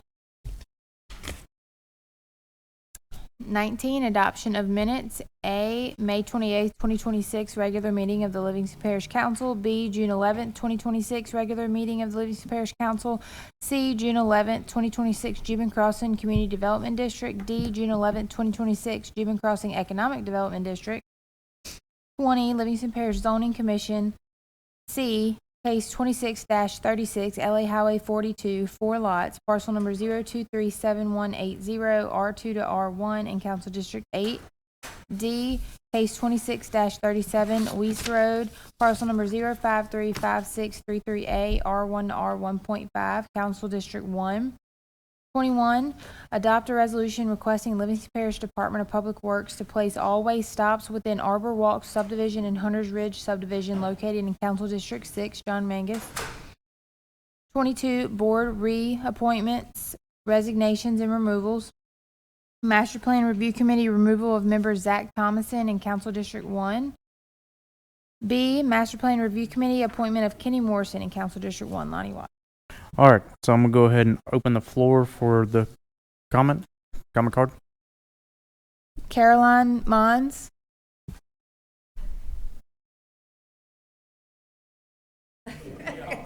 Yes. Okay, so I do have some stuff I'll hand out, but I don't want to waste too much time. So this is for Arbor Walk subdivision safety concerns that we're having. I'm Caroline Mons. I'm at 23450 Conifer Drive in Denham Springs, Louisiana. There's been a consistent problem with speeding throughout the neighborhood. It's not an occasional issue. It is a regular occurrence that puts residents, children, and pets at risk on a daily basis. And the HOA has been made aware, and I have responses stating it's not their concern. Second, there have been multiple incidences of animals being hit by vehicles and left in the roadway, which is deeply concerning not only because of the speeding involved, but also because of the lack of accountability and the basic respect for life. And again, the HOA has been made aware and I have responses stating that it's not their concern. This may not seem to correlate what I have to add, but there also is a burned structure in the neighborhood that's been there for 5 years collapsing, which children have been found in playing. That is an immediate danger, of course. And then finally, which also may not seem to correlate, but bear with me. Over the past several years, there's been a noticeable amount of law enforcement activity, like LPSO busts and SWAT activity in the neighborhood. And I believe it's important to consider whether this repeated activity is, and I'm referring to the All right, lack I don't of- want to stop you, but it has to be related to the stop signs. It is. This is what Okay. it's being. If this repeated activity is contributing to this, to the lack of respect for traffic laws, and for the lack of respect of pet life and all those things, leaving it in disarray like that opens up a bad door of people that are not respecting anything. So, for this reasons, I request increased traffic enforcement and patrol presence, the calming traffic measures, which would be like stop sign. Okay, I don't think a speed sign is going to help because they're already not obeying it. Maybe some inspection of the unsafe burn structure or other areas, because again, I do think all this correlates. A criminal, I don't want to go on that. I won't go on that tangent. Okay. But anyway, and I do have some sources that I added to this to share that if you have time to look up, I have pictures of Facebook and the HOA not responding and everything, just so for your to look at. But again, we really don't want to wait till this turns into a child getting hit by a car. right. It's not worth it. All right. Thanks. Thank you. Can I give you the You can hand it plethora to. of stuff? All right, Councilman Coates. Ms. Mons, thank you for coming and bringing those to our attention. But I do want to say one thing, and that is a lot of what you had mentioned dealt with law enforcement, and we're not law enforcement here. You know, that goes through the sheriff's office. So you would have to get with the sheriff's office or whatever jurisdiction you're in. I have. Okay, but we can't get involved in that, you know. Oh, yeah, my hope is the stop signs, you getting pulled over for multiple citations for stop signs, you're going to get, you're going to stop. Right. But once again, the parish council, we're the legislative body of the government. We have no control over the law enforcement arm. Does that make sense? We can request stop signs, but I can't force the sheriff's department to put a police officer in your neighborhood to monitor the stop signs. Okay. That's what he's stating. Now I understand. Okay. Okay. Yeah. Thank you so much for coming out, and we're going to discuss stop signs here in just a second. Thanks. Miss Caroline? Okay, I need to read the intersections for the stop signs. Go ahead. I'll send you the list. Yeah. Well, I want to state them too. All right, you ready?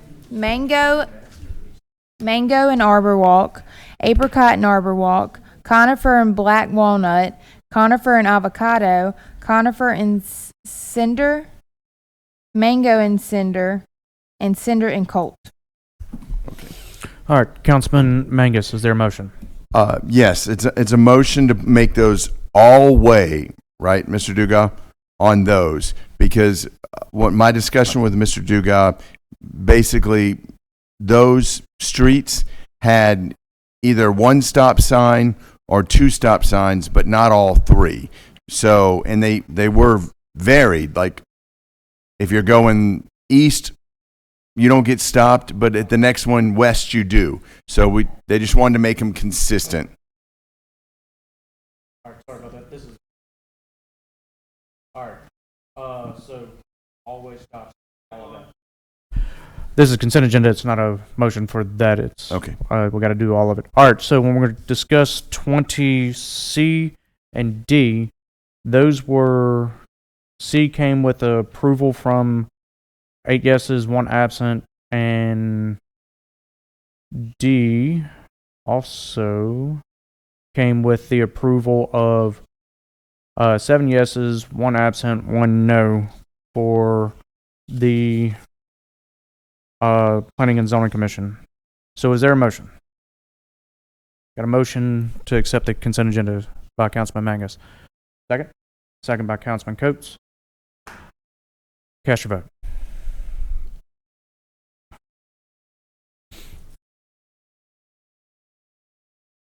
That passed unanimous. 7 yeses, 2 absent. All right. Finance Committee? We had a finance meeting earlier, went over the budget, and as you heard there tonight, there's with the audit, everything was good with that. And that's pretty much it. Infrastructure? Infrastructure meeting, we had a very lengthy meeting yesterday that was kind of a general, casual kind of meeting with a lot of discussion. We will be having it monthly. Some of the topics is to continue moving forward. Mr. Dugas has his homework to do, and hopefully we get some progress through by the end of the year. And we also discussed the Burgess Road Expressway going through the power lines, and also the 449 extension down to Black Mud Road. So hopefully at the next month's meeting, we will have things in position to kind of come to the council with that. That's it. All right. Ordinance Committee? I'm going to try to schedule a meeting. I know we got the holiday coming up, but I would like to try to schedule a meeting for Tuesday or Thursday of this week. Mr. Keene, is there a plant P&Z meeting on Thursday? Yes.